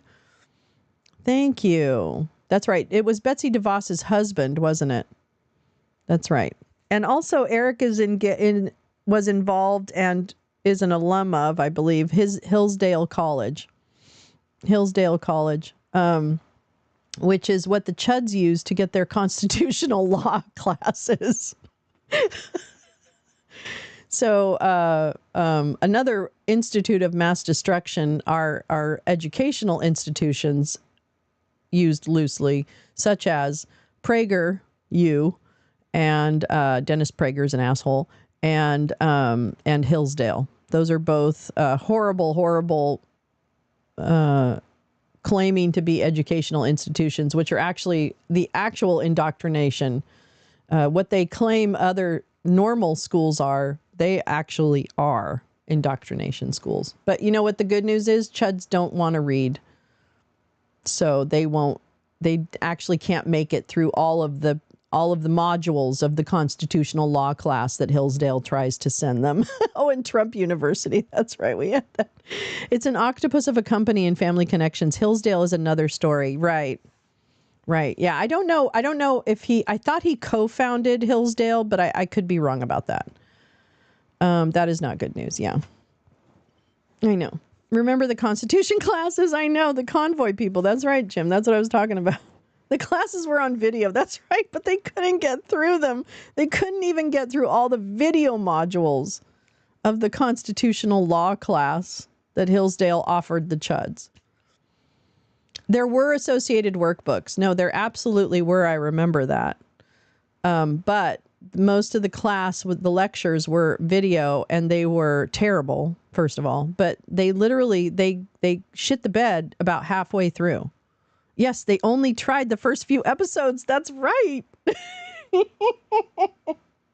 So the good news is that illiteracy means that they that they won't make it through whatever if there's more than 3 items on the shopping list, they're going to need to write it down. Let's put it that way. Okay? And no ethics allowed. No ethics allowed. What's that in Latin? What's no ethic? And I'm probably not even all of episode 1. I can't remember. I don't think, well, they certainly talked through it. I remember that distinctly. I remember them all talking over the video. They had the beginning of one Constitution class. That's true. Actually, I think you're right. I don't even think they continued. Oh my God. Crazy. All right, my friends, it's coming up on 3 hours. I'm going to go ahead and call it good. Let's see. Tomorrow morning, I will be on with the news. Tomorrow night, we'll have a space, I imagine, hosted by Jim Stewartson. So please visit us on Twitter. That should be around 7 p.m. Pacific, I think. And my buddy wanted to pitch them our instruction. I think that's what we should have done. 3-week course, 10,000 each. I think that's a great idea. We should have done that. Why didn't we do that? We could have done that. All right, peace, love. Love you. See you later. You talked him out of trying. I think I know who you're talking about. They made up for it with several screenings of 2,000 Mules. Yes. And he agreed with my take once we went down to the mall. Oh, you showed him. I was pretty sure they'd kill him. Oops. Well, that's good. I'm glad nobody got killed over Constitution classes. Yikes. So please join me tomorrow morning for some coffee and weed and news. And join us tomorrow night. The what? I don't know. I hope you're not using that word. Please don't use that word. Please don't use that word, Jim. I don't. That's a slur. I love you, but that's a slur. So yes, totally. Thank you for the morning giggles. I need it. I have a concern about Saudi Arabia and Afghanistan relations. Thank you all for your wisdom. Oh, thank you. Thank you, Julie. This is a constant learning battle, right? It's just a constant learning battle. I just think that the more we're able to talk through the headlines, the more we're going to understand how we got here and how we get out of it, and to be less exhausted in our fight.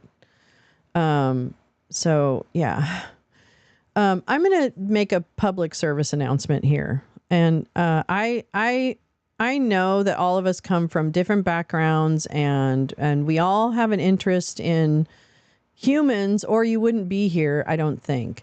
But I want us all to really audit our language, okay? Slurs and old uses of words that weren't that were allowed in society from the past have to be let go. We have to stop using slurs, even in casual speech.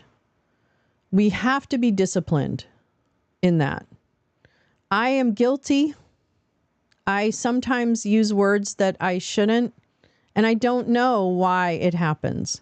And I know that people come up in chat and in spaces and other things and use terms that are hurtful. And I truly believe that it is our responsibility as humans to consider others' feelings about the words that we use.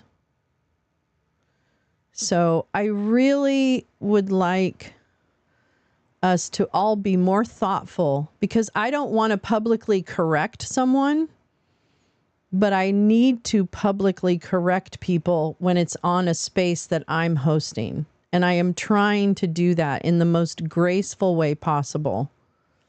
But realize that it is very challenging. And I really wish that we could all reflect before we type or speak that those words do hurt other people.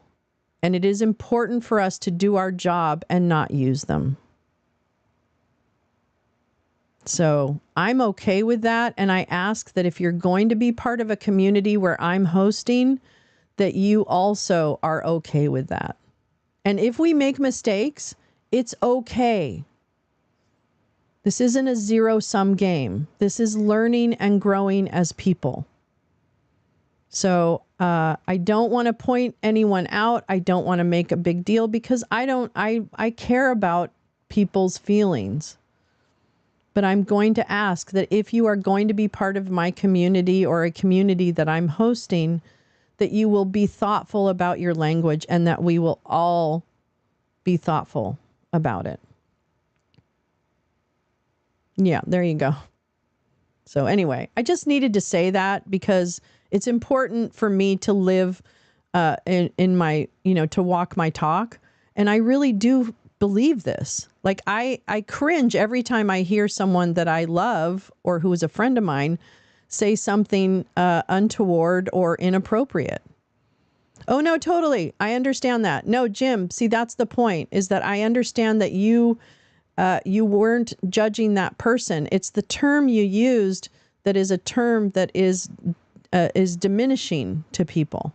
It diminishes people. So that's all. And so, and this is hard, right? Because I don't want to put you on blast, because I don't believe, after knowing you the little bit that I do, that you have ill will towards that community. But when you use words like that, that's what can come across. And so that's all. Again, I'm not your mom. Yeah, she is awesome. Yeah, I remember I loved her. And so I think that, again, I'm not trying to make a big deal. I'm just trying to say like what I need to say, because I feel responsible, because there are other viewers who don't know you or don't know us and might assume that we're okay with that, that diminishing language, when I know we're not okay with that.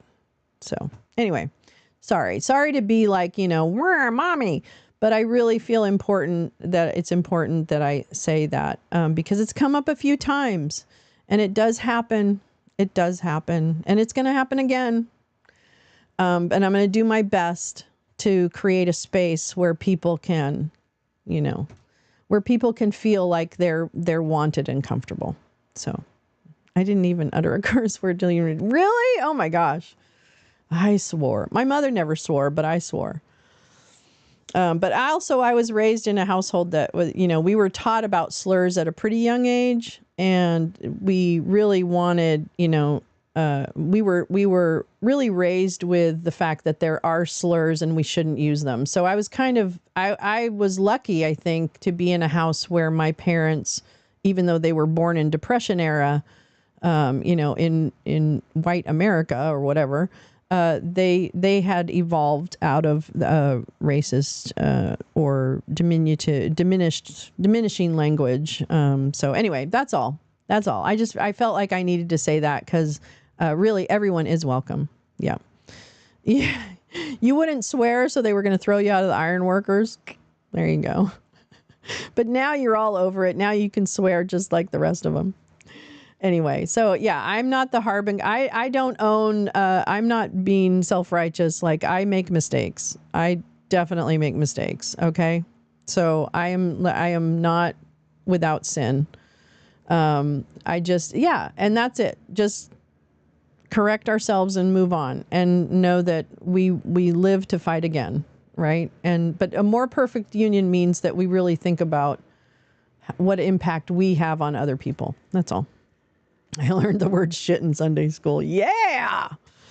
All right. Okay, kids. That's enough of a lecture. And the word fuck from Pop on Take Kid to Work Day. Oh my gosh. Anyway, Jim, sorry about that. I didn't mean to put you on center stage, but of course there I did. But hopefully it's with it's actually with love and support for us to do good in the world. So anyway, thank you again for coming. I really value these mornings. I need to have friends close by when I'm going through these headlines. Let me tell you, I feel like we turned a tide yesterday. Okay. I feel like from this point on, just expect like all of the shit.